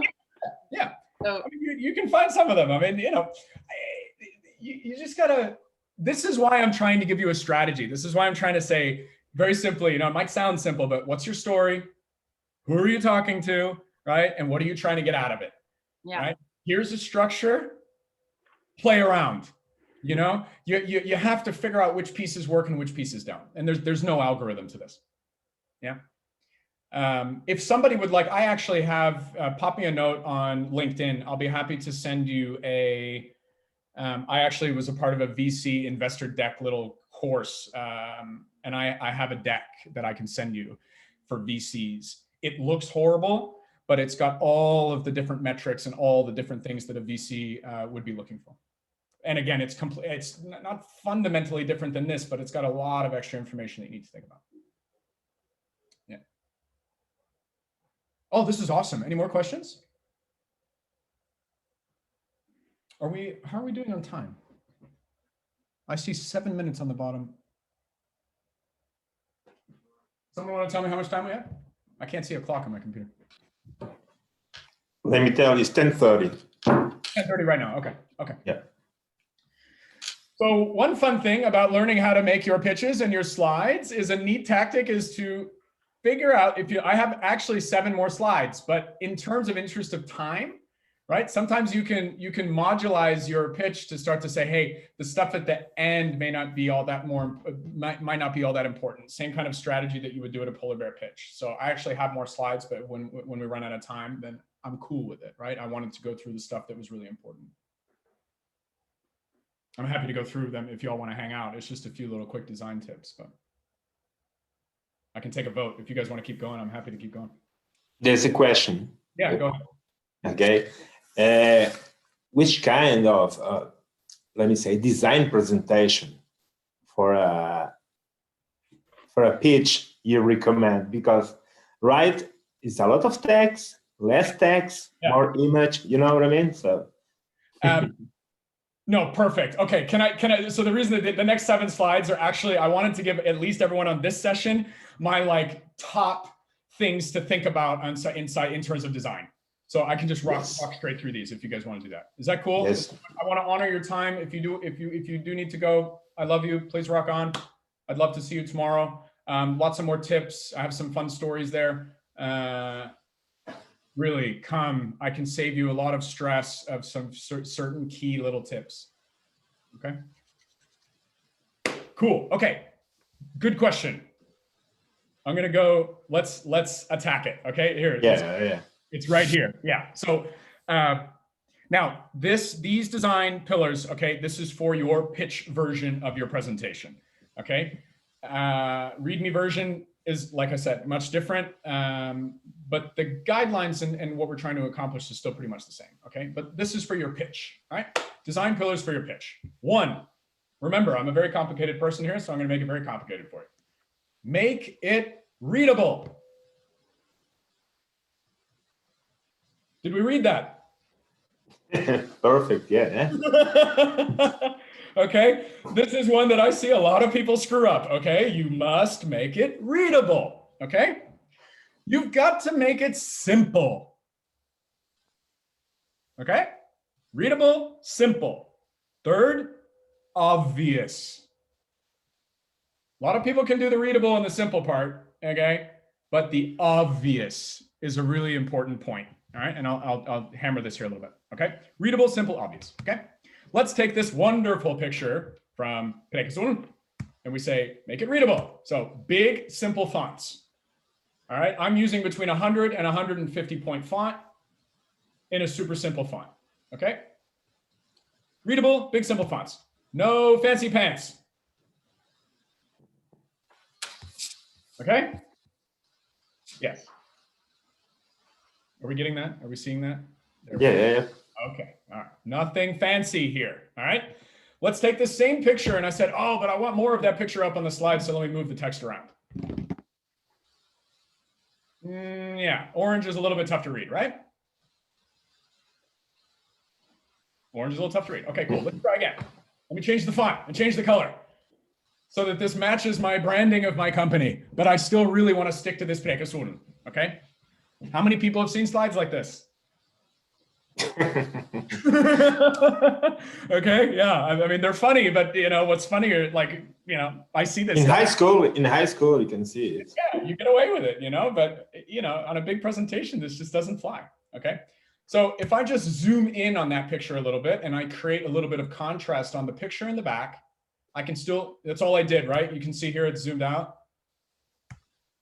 I zoomed in a little bit to give the contrast on the bottom of the picture. Okay, now it's, you know, arguably better. Okay, so big picture, make it readable, simple fonts, nothing fancy. Okay, now pictures are awesome. Big, clear pictures are a really, really good thing to use inside your pitch presentation. They're awesome. Okay, use them. They can evoke a lot of emotion. Tomorrow, I've got a nice selection of ones to kind of get your attention on. All right. So make it readable. Make it simple. For you Redditors out there, this is called the explain it like I'm 5. All right. This is, you need to be able to explain what you're doing to a 5-year-old as simple as possible. Okay. And I want you to do it in 1 idea per slide. 1 idea. You can have multiple pieces of information. I get into this a little bit tomorrow, but you can have multiple pieces of information on a slide. but essentially the slide is trying to get across one idea. All right. I'd rather you have more slides and have transition than confuse people and not have and have too much information on one slide. Okay. This is why most of my decks are very, very long. And I, you know, this like, hey, how many slides should my presentation be for 5 minutes? I mean, this is just such a, if somebody's asking that question to me, I'm like, you have not understood what you're trying to get across inside a pitch. Okay. You could do it. You could do a 3-minute pitch with 75 slides if you did it the right way. All right. It just depends on the fundamentals that you're trying to get across. Okay.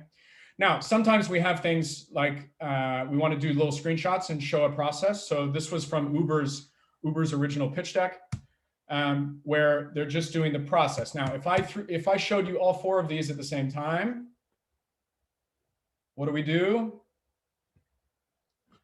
Not pay attention to me, and you're reading those slides, right? So explain it like I'm 5, you know? Okay, let's do this part. Then this one, then this one, then this one. That way I'm not overloaded with all this information. Make sense? Yeah? Cool. Make it obvious. Make it straightforward, okay? I'm gonna give you an example.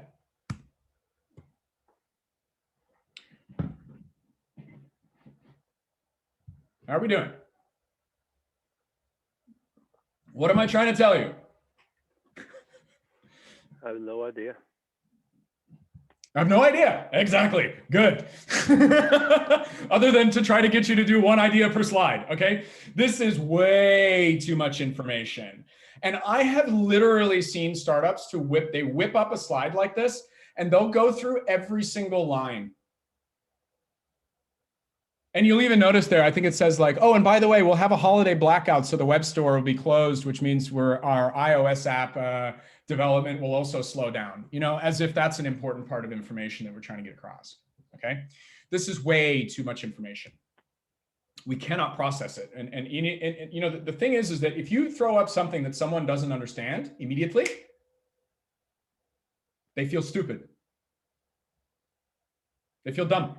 And they're either going to shut off or you made them feel stupid. Okay. You don't want either one of these happening to people that you're pitching at. Okay. Let's take another example.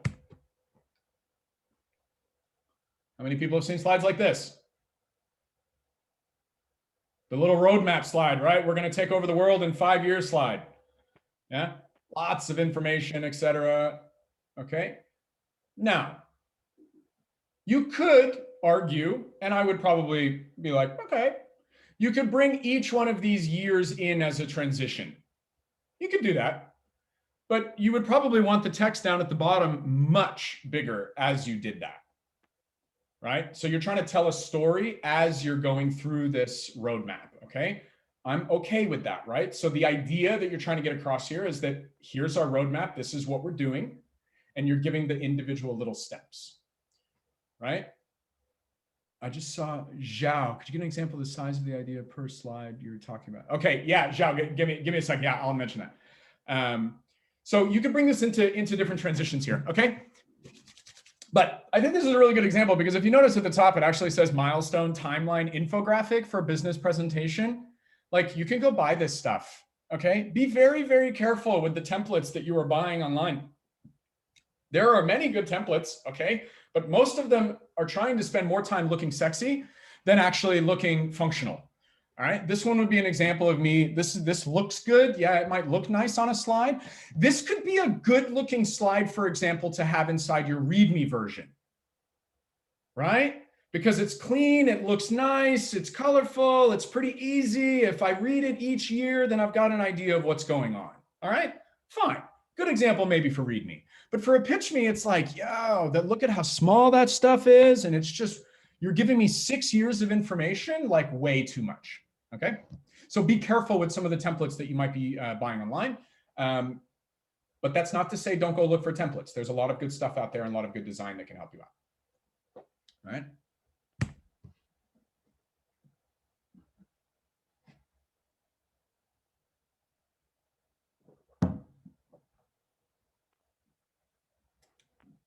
Obvious?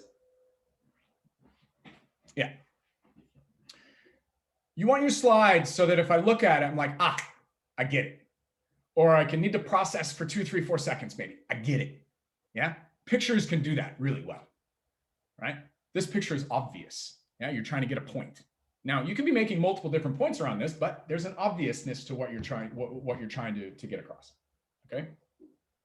So tomorrow I've got some other examples of really kind of digging down. All right.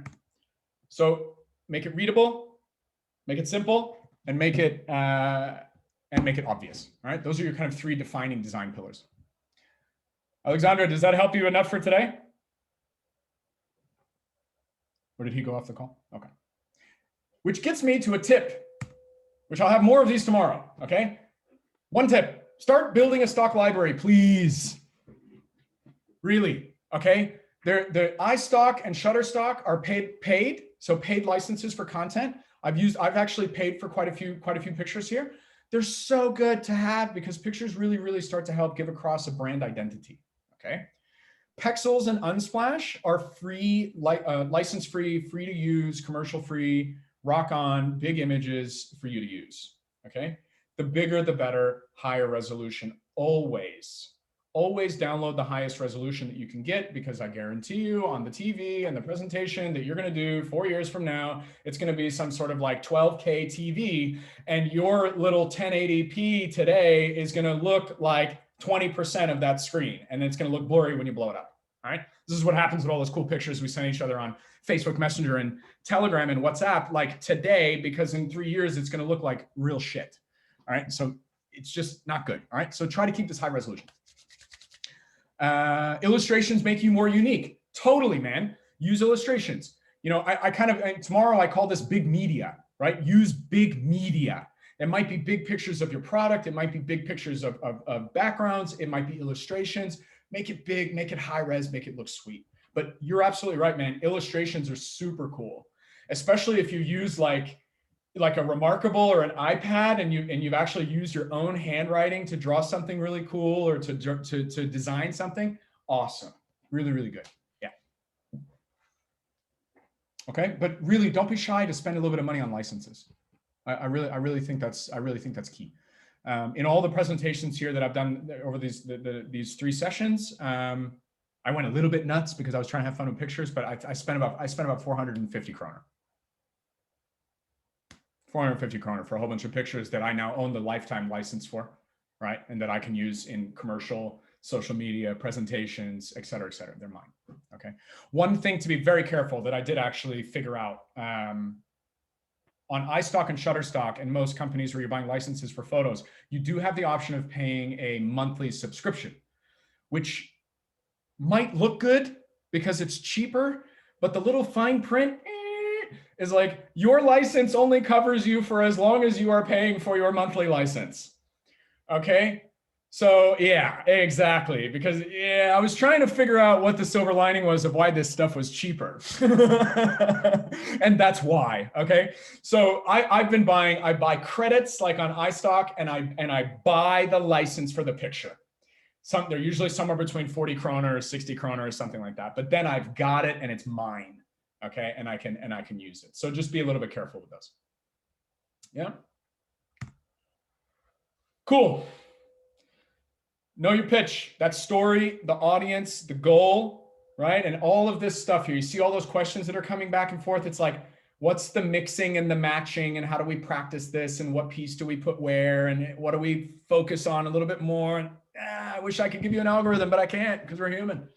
There is no algorithm for this, but there is a structure, there is a framework that really, really works, right? And again, that structure right there, is for a 4 to 5 minute pitch. It's what sits naturally inside my head as a really good flow. But I've seen teams rock out with team all the way at the end. I've seen them do it at the beginning.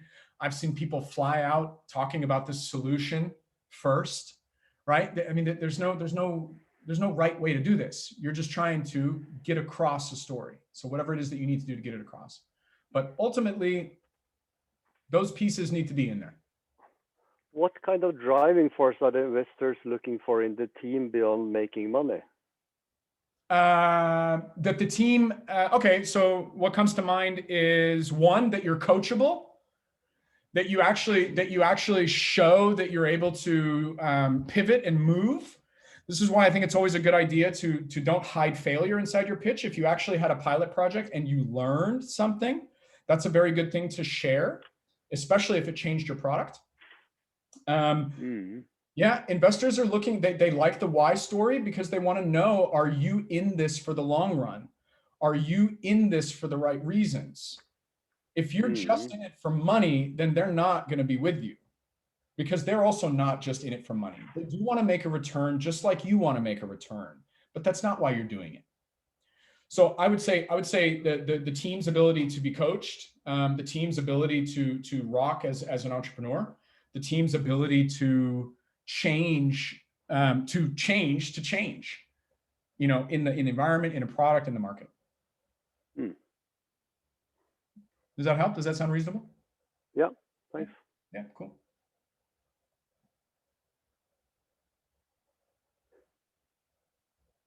Abdul says no Comic Sans. Yeah, correct. Not a not a good font to use. You know, and I've tried my best here, yeah, to adhere to my own guidelines. Okay, I'm trying my best, but big text, flowing, trying to have lots of transitions, trying to make it super simple.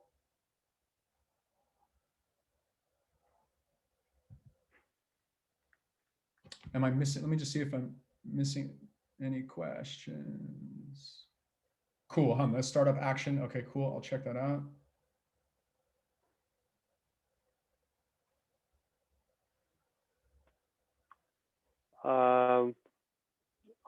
Could we, could we expect that the investors are somewhat different in continental Europe compared to Scandinavia?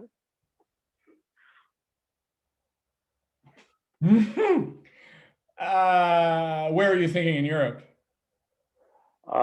Spain, France, Netherlands. I think people are different pretty much everywhere. Even within Norway, they're a little bit different. So this is sort of why. I mean, look, there's certain realms. You know, I would imagine, this is just a guess. I don't know. Zhao could, if she's still on the call, she might be able to say. You know, I would imagine in Holland they might be a little bit more stickler on the actual financials and the actual details, because they, you know, because that's just sort of, they want to be firm on that. And maybe other places a little bit different.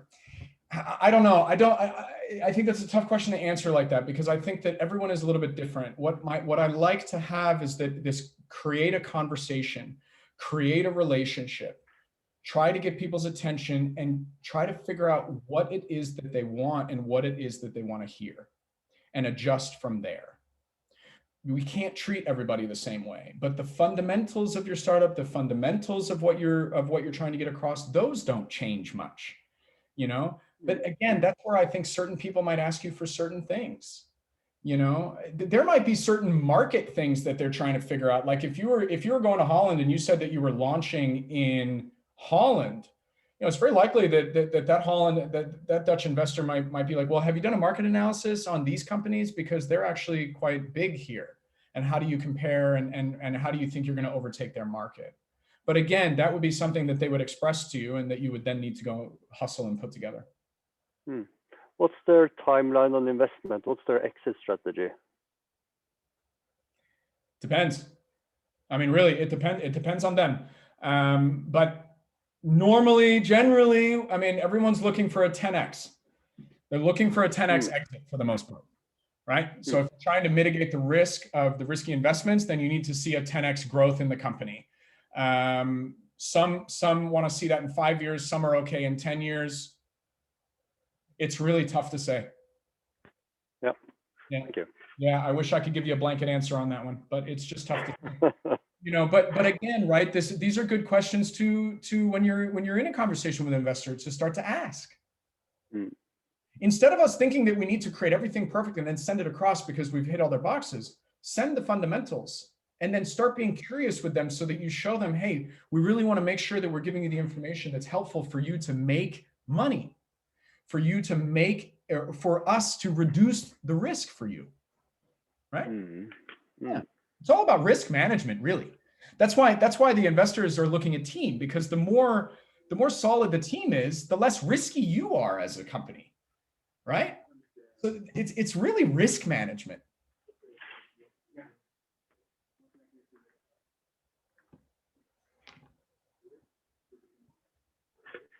Yeah, as Zhao was saying, I don't know the Dutch investment culture. I can imagine that the culture difference can be good to take into account. And I think that goes with any country. I mean, you know, I haven't done any business in Japan, but I know some people who live there, you know, and that's a culture thing. There are certain things that you absolutely don't even want to be putting in pitches or saying, or even attitude of saying, because it can turn people away. Again, that's how you need to know your audience. That's sort of where I'm encompassing all that.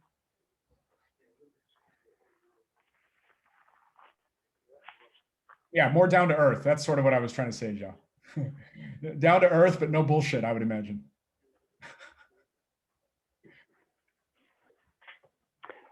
As a Norwegian, I would claim that we, you know, when an American is pitching, it's a bit too much.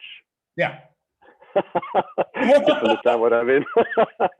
So, and we are too modest. Yeah. Painfully modest. Yeah. What's the right level here?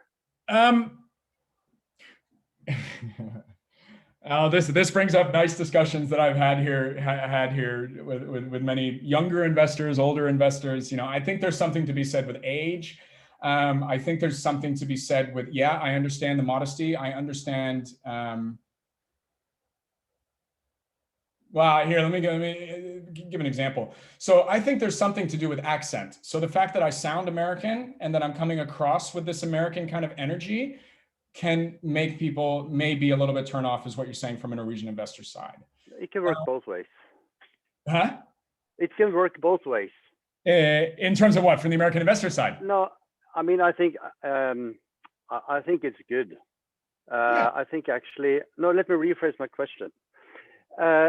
Based on how you know the Norwegians, we are quite modest, and maybe we come across as uncertain. I mean, what heter utrygg? What's that in English? Yeah, lack of self-confidence, maybe. I don't know. What should be? What are the areas that we should put more emphasis on? Yeah. To become better presenters. Yeah. I like that. Okay. Let me just, so what I was going to just kind of say quickly about accent is I don't think this is an energy thing, because I've seen a lot of Norwegian startups who they have really good pitch and they're coming out strong, and it resonates really, really well with investors because it's showing that the team really likes to push. So I would try to be as genuine to yourself as possible. Okay. And don't shy away from that modesty. But there were certain actual areas for people to really, that I see kind of like, I'm like, why didn't you mention that? You know? And so this modesty sometimes in Norway can get to the point where, like, you've forgotten to tell me that you actually have 17 letters of intent. You've forgotten to tell me that you have one of the most respected PhDs on your team that has 11 published journals. So yeah, so I think that there's something to be like, there's certain pieces of traction about what the team does, about accomplishments, that I would like to be brought a little bit more forward. You don't have to be, I mean, you could be, I mean, Elon Musk is great. He's a horrible presenter, okay? He doesn't know how to talk. He trips all over himself, but he comes out with good data and you can trust him, okay? But you don't have to come out with energy to say that you've done a really good job. I mean, we've got, you know, it's like, instead of being modest and, vi har fått penger fra, vi har fått markedserklæring fra Innovation Norway, og ja, nå skal vi prøve å selge. Og vi har solgt 5,000. You know? Okay, like, just say, vi har solgt 5,000. Vi har fått penger fra Innovation Norge. Og boom, boom, boom, boom, boom. You know, just try to do it that way. And just be clear. You don't have to be cocky. Just be clear. Yeah, be yourself, but be competent. Thank you, Abdul. You know, and you know, det er sånn alt blir bra, ikke sant? Det er sånn veldig norsk, very Norwegian way to look at that. Det er ikke alt blir bra, det er jo alt er bra, ikke sant? Like, alt er bra, so det er ikke du skal prøve, du gjør, Ikke sant? Det sånn, du sier hva du gjør nå, og hva du har fått til. It's not I'm trying to, og vi skal prøve, og da har vi tenke om, sorry, now I'm using some Norwegian there, Margarita, sorry. Like, there are a lot of these words that we're using in the Norwegian language that I start to hit hard a little bit because they're alt for forsiktig. Don't be forsiktig. You don't have to, but we're so, I know what you mean. You're so modest that you don't want to be received as being cocky or, lack of a better term, American, right? But this is janteloven. Det er mye janteloven som sitter i dette her. Did I help that? Great, that was a great answer, Sean. Thank you. Okay, bra. I find, look, this isn't just Norway, okay? I've done a lot of coaching in Finland, in Switzerland, Sweden, also, many parts. There is a Nordic modesty to things, okay? There is this kind of, we don't want to talk too much about this good stuff that we're doing. And I'm like, why not?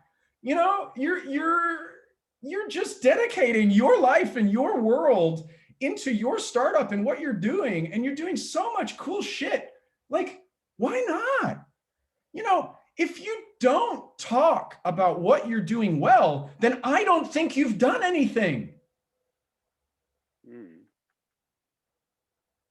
And then I have to have a coaching session with somebody, and I'm like, believe me, I've done this, I've gone to say maybe 3 hours into a session, 3 sessions with somebody.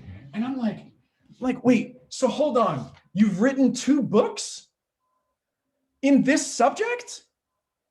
And you didn't mention that to me? And that's not in the pitch, or like something will come out and be like, oh yeah, no, I run this small community. We build up these little drones all the time. I've been doing it for 7 years. We've been making stuff all the time.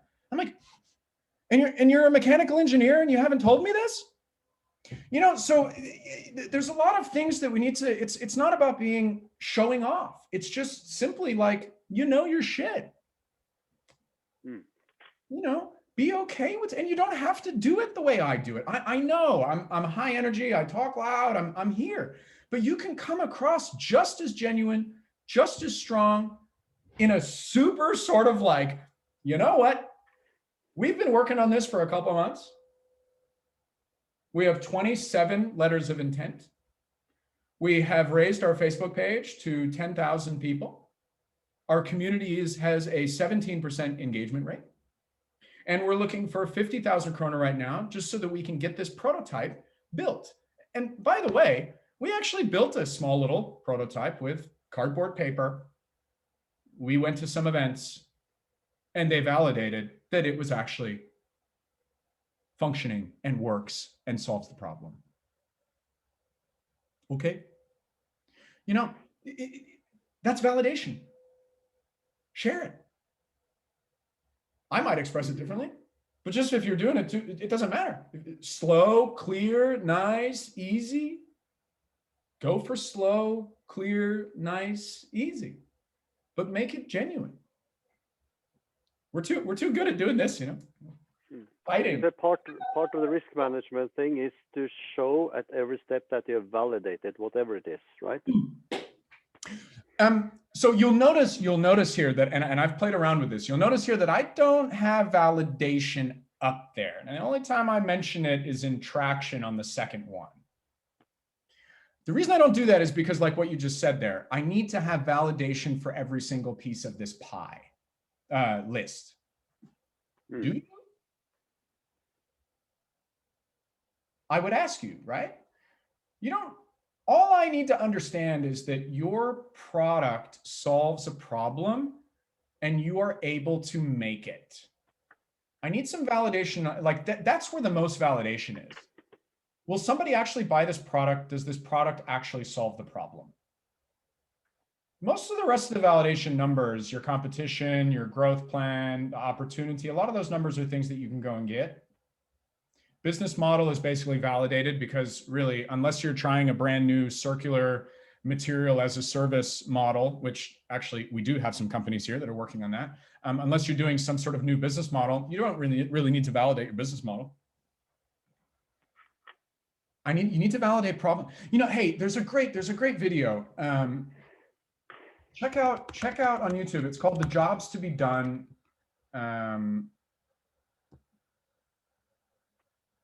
Oh, I can't believe I'm forgetting his name. Just type Harvard Business Property. Okay, there's a concept called jobs to be done. So what job does your product actually do for the customer? Clay And if you Christensen. understand, no, it's not Osterwalder. It's he just passed away. He's awesome. He's the head of the Harvard Business School for like 30 years. It's not Osterwalder. It's going to come to me here at some point. If not, I'll bring it in tomorrow. But thanks, Stefan. Here's the story. So he goes, he's hired by, he doesn't say specifically, but it's either Burger King or McDonald's. And Burger King, or let's take it Burger King as the example. So Burger King is looking to, or has been trying to increase their milkshake sales because they want to increase their milkshake sales for whatever reason. Somebody at the top said, I want to increase my milkshake sales. So, okay, we need to increase our milkshake sales. So they spend like months and months and months trying to do different things. They do different marketing. They do a whole bunch of just, traditional business stuff. And they don't see any change in how many milkshakes that they're selling. So they invite Clay Christensen. Thank you, Abdul. Yes, that is him. Appreciate it.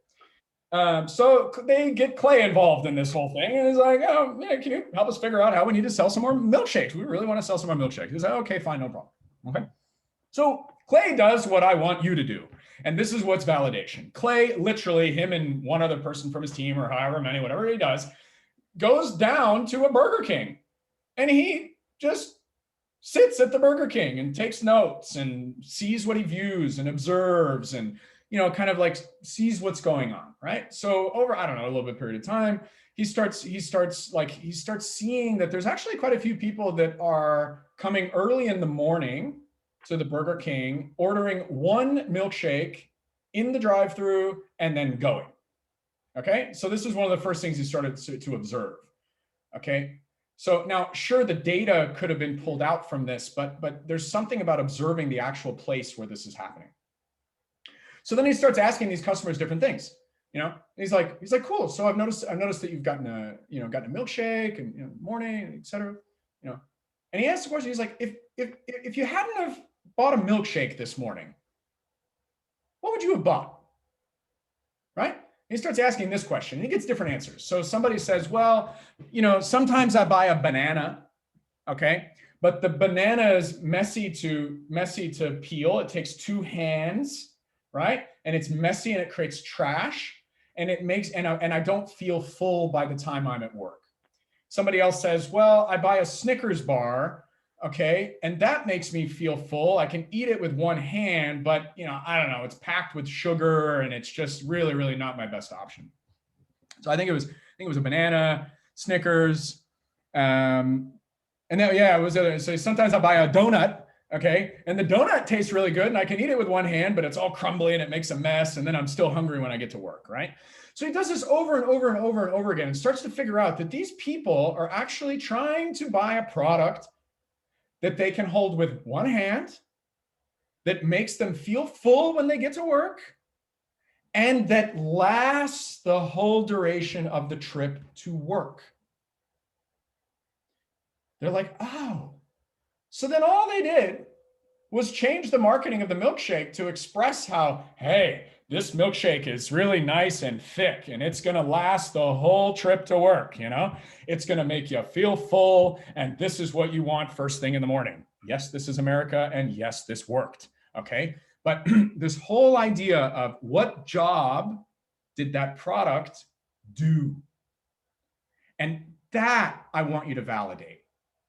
I'm still on this validation question, right? You validate, like in asking the customers this issue, right? And increase viscosity, yeah. By asking the customers what's going on, he starts validating, hey, people are going to Burger King in the morning. People are buying something in the morning to keep them busy while they go to work. And ding, ding, ding, ding, ding, ding, ding, ding, ding. There are so many pieces of validation here that's just talking about, does the product match the market or the customer? That's the key piece of validation. Right? The next piece of validation, which is the most epic piece of validation, is sell something. you know, you can get away with a very, very short pitch when you're like, hey, we're startup X. Yesterday, we just finished our 200th sale of our product.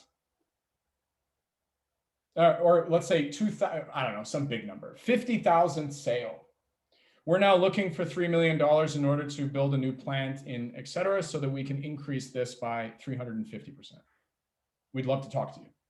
And then get off stage. Because you validated the biggest thing that you need to validate, which is getting a sale.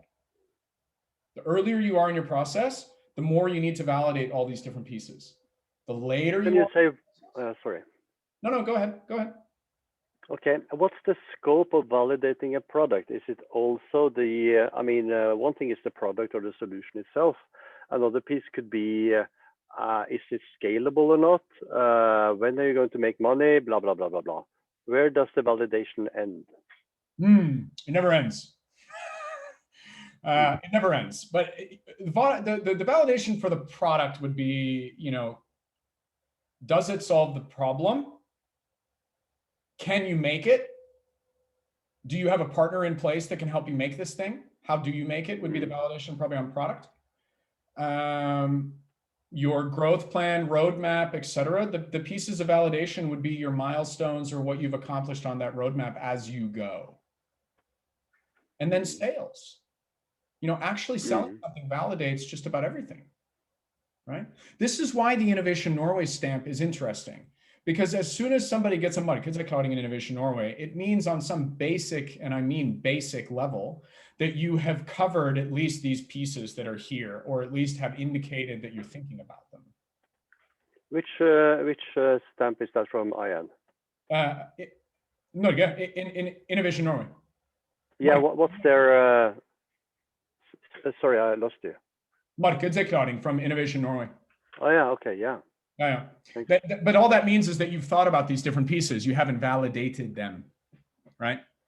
But then if you go get an Innovation Norway loan, and the way that they like, the reason that Innovation Norway does these innovation loans, and the biggest thing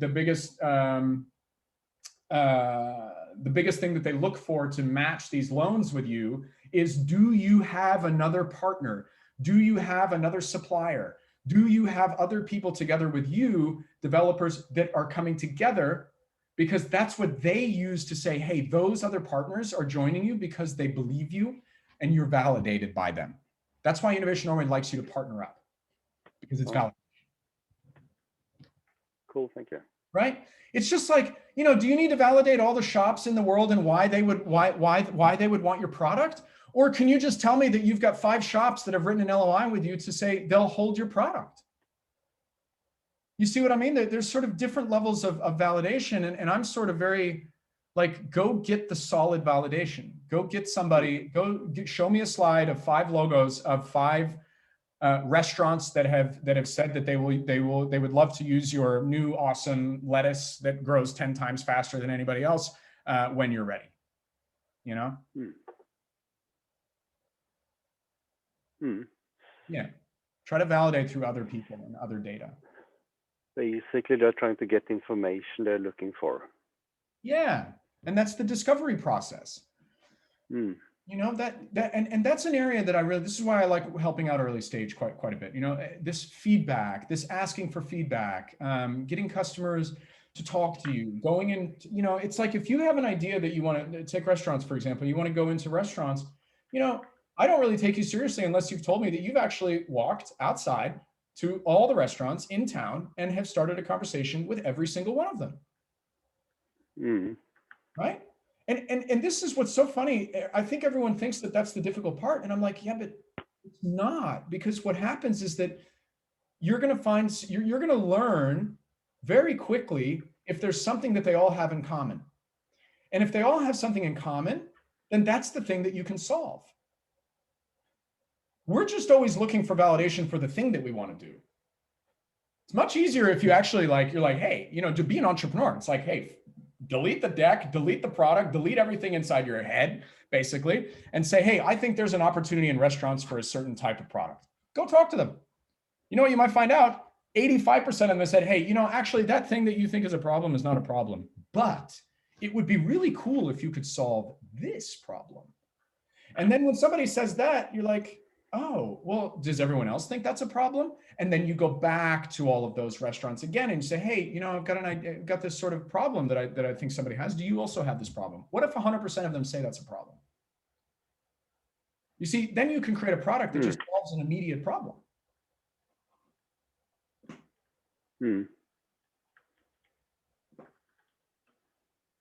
Yeah. Hey, I'm happy to hop on a call with you if you want to. I've got this. Sorry, just one second. Oh, you can't actually. Here, I'll put this in here for everybody. So if you want to book yourself in and just have a chat for like half an hour about whatever it is that you want to do, I'm happy to bounce it around. No problem. See where we go. Cool. Thanks. That's the link right there. And there's usually a couple slots open each day. I also stay open. So once a day, I give a 15-minute slot for a quick pitch to anybody. So there's a link there too. Yeah, I'd love to talk to you. Really, I'm happy to bounce some of these things around.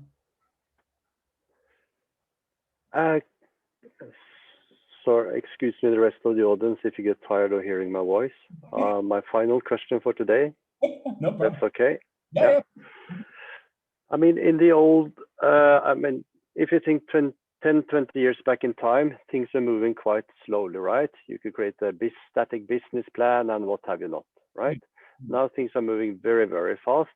You may have what you think is a great idea, but you don't have all the pieces of the puzzles, right? You may not even know how you're going to make money. You just want to test something. You want to challenge something in the market. Is that enough to talk with some investors or not? Yes, it totally is. But but you need to go out and do some of that validation or do some of that questioning to try to get some indication that there is something there. Okay. And get traction. But that's absolutely enough. Okay, to go to investors to have them land down a huge investment, maybe not, but maybe so. But is it enough to go and maybe get some sort of investor's attention to come and get 10,000 kroner or 30,000 kroner and say, hey, go play around? Yeah, right? But I would start to be, if 30,000 kroner is the difference between you doing your idea or not, then I would think that there's something wrong with the idea that you're playing around with. You should be able to test your idea for almost free. The coolest startups, the coolest entrepreneurs, right, are the in my opinion, are the ones that are able to test their product for zero money. Okay, it's like I had a group of university students here in Stavanger, right? They come up, they spend all this time coming up with that they want to do drone delivery of pizzas at the university. Okay, and they said that they need 1.5 million kroner to do drone delivery of pizzas. Okay, so I'm like, okay, hold on a second. Nobody's going to give you 1.5 million kroner like that. Okay, and I said, let's test something else. Would you be willing to go stand outside the door, to 3 of you and 3 different doors around the university, and you're just going to talk to people and you're going to say, hey, do you guys have anything delivered? Do you have stuff delivered? How do you get food to your place? And just have a little bit of a conversation with them. Okay, so let's now assume that you got validation that people do get some delivery. Okay, they get some deliveries. You're like, okay, cool, there's some delivery. So have you actually thought about just using your car or your skateboard to go and offer pizza delivery, but you're going to go and pick up the pizza and bring it back to them, right? No, I haven't thought about that. I'd be like, yeah, but you need to prove that people are willing to get pizza in a way that might actually be, I don't know, faster or slower than the car. The point here is that you're not testing the drone delivery of the pizza. You need to find out if customers actually even want pizza delivered. And is there even enough pizza to be delivered, right? Do you see my point? It's sort of like saying there's a classic example of the minimum viable product of you build the skateboard first, you don't build the car, right? So somebody says, hey, I want a car. Well, they might actually just be saying they need transportation. You could give them a skateboard and say, hey, does this solve your problem? And they're like, well, yeah, it took me from A to B, but it took me like 6 hours to get there. It doesn't really do me much good. And I was falling over. They're like, okay, cool, no problem. And then they give them a little scooter, maybe a little balance, a little handles, and goes a little bit faster. And they're like, yeah, cool, all right, this sort of solves my problem, but I kind of, I'm still balanced a little bit. The rocks are a little bit bouncy, but hey, it solved my problem. They're like, okay, cool, well, here's a bike. Right? Well, bike's cool. That's nice, but it was raining and, I don't know, it's not great for all weather, and then maybe they get a motorcycle and then a car. Okay. This is an iterative process. So when they're finished building the skateboard, the scooter, the bike, the motorbike, and then the car, and let's assume that when they were on the motorbike, some of the feedback was like, oh, when I was driving in the motorbike, I could feel the air going through my hair. And it was just like, oh, it was amazing. I love it. So they put a top that, there's no top on the car to mimic this customer feedback. There are 5 products there that people could sell. That company has 5 potential products. And that company has kept the same customer loyal to them and in the iterative learning process. So by the time this car is actually made, they're going to buy it. Oppose this to somebody who says, hey, I'm going to make a car. So now they have to design the wheels, they have to design the axle, they need to design the engine, they need to pay for all these different things, and then they put the car together and then they sell it. So that's really expensive, takes a lot of time, and it doesn't guarantee that the car you made is the thing that the customer wants. So all of these classic examples, like all these ones, I think, Twitter was something different before it launched, Airbnb was slightly different, Uber was slightly different. All these different things were all looking at different aspects of transportation or staying or hospitality, and they ended up where they were because they were listening to their customers. And that's the type of validation. So to answer your question, is that enough to go to investors?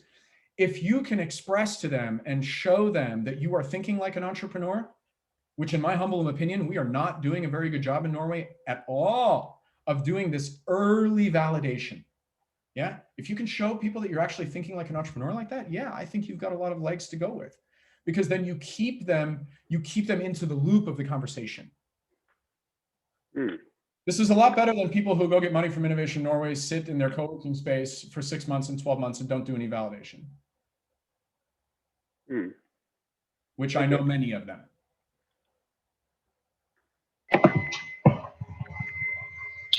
It's gonna be nice when Innovation Norway hears this session of food. Sean, I wanted to pitch in because that problem seems really similar to the issue that we've got. So our company's called Space Power. We're basically trying to convince people that we can send lasers to other satellites in space and give them extra energy. Sean was there right at the beginning, and really through these last year and a half, coming up to 2 years now, really what we've been doing is knocking on doors for research institutes and academia, where they're really interested in these kind of really early stage, not validated ideas, but they need something interesting to give their pupils and their students little projects to kind of go ahead and investigate. So there's loads of brain power. So you don't necessarily have to go and get it yourself in your business to be able to validate these things. But there are loads of little institutes, and I don't know if they're quite accelerators, but they're like little network hubs. And really their kind of main purpose is to link industry, early SMEs, and universities and research centers. There's quite a good network in the UK where, we've got a $9,000 validation study that basically proved out our laser tech, what the PVs are like, the photovoltaics, and what ranges of wavelengths we need to do. So that's one cool little project that we got. And then we're also investigating some other ones with the optics and photonics side. So what does our lens look like? And there's loads of funds out there that are willing to give you money if you can show them that you've got the plan afterwards and where your business. So, all of that early stuff that you showed, the pitch deck and all that, that's all the stuff that's going to come in the next stage. But at the moment, you're really just feeling it out and just showing them confidence that we've got a plan. We can get a lot of these free bits of work done. Yeah, it's so good to see you, man. That was London where we were, right? In Space London. Yeah, awesome. Yeah, February 19. Yeah. That's so cool to hear that you're still rocking the project. That's really, really cool. Yeah, still. Yeah. And that's actually when I that was hands down probably my favorite most like brain activating startup weekend that I've been at, right? So you're looking at a startup weekend around space, right? And everyone's like, yeah, okay, but we're not quite there yet. You know, how do we do all of this? So I think it was a great framework, just like you're expressing there, right? How can you have a vision that's so big to do like getting minerals off of asteroids in space, but be able to get investors and be able to get people on board at an early stage, right? So that's exactly what we need to try to do. What are these little different pieces of validation, this little piece of money we can get here to really start to figure some of these pieces out, right? And as you figure those things out, something will illuminate itself. And then that can give you this cash, that can give you burn cash, that then finally, when we're ready to go launch and go up there, then you'll be ready, right? So I love that space reference and that space framework, because I think it really pushes people to think about, okay, cool, we want to go there, but how do we get there now? Or how do we put these steps in place now? So yeah, well said. Yeah, really, really cool. Really, really cool. I actually wrote while you were saying that. So there's a professor in Delft University in Amsterdam that I talked to quite a bit. I've written it in there, Jeroen Koelen. He actually just wrote a really neat, one of those LinkedIn blog post things, literally about how he teaches entrepreneurship at the university in Delft. And is sort of seeing like, okay, lean is a good way to get stuff done if you know sort of where you're pointing. If you know a way to measure and you know what you're trying to measure. But that how entrepreneurship is probably more aligned with what you just described, right? Is like this sort of messy world where like, where do we start? How do we kind of move around and do it? And he's done a really good job of sort of outlining his thinking of how to go through that process and how to go through a real discovery sort of try to anchor yourself somewhere, but be very, very flexible in how you go out, right?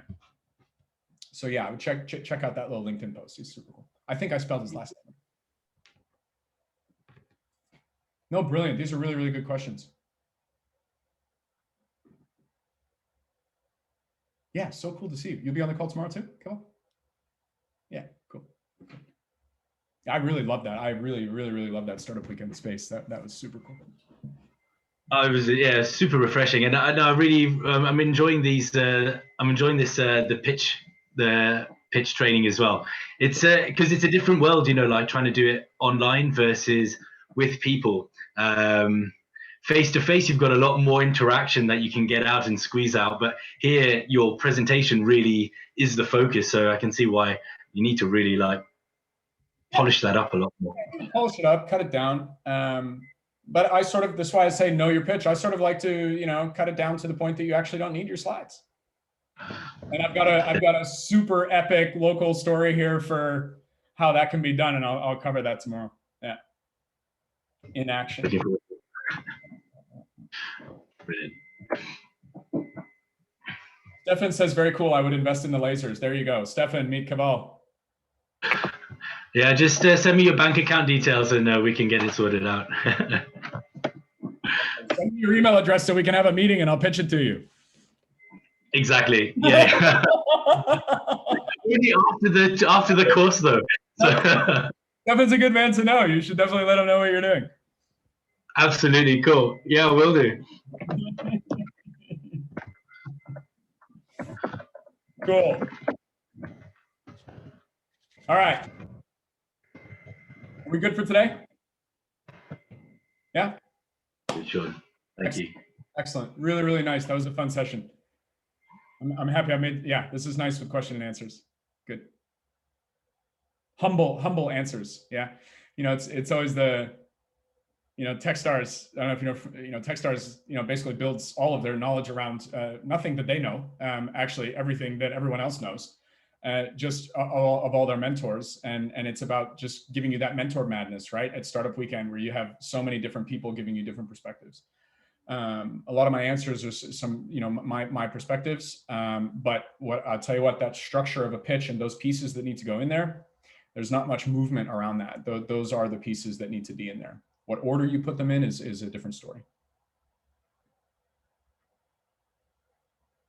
Cool. I'm gonna go to my breathwork class. Last one, an hour and 20 minutes late. and I will see you all in the morning. Sound good? Sean, thank you so much. Yeah. Take care. No worries. Rock on. Enjoy your day, everybody. You too. Thank you. See you tomorrow. Snakkes, Stefan. Thank you. Well, very welcome. Have a good day.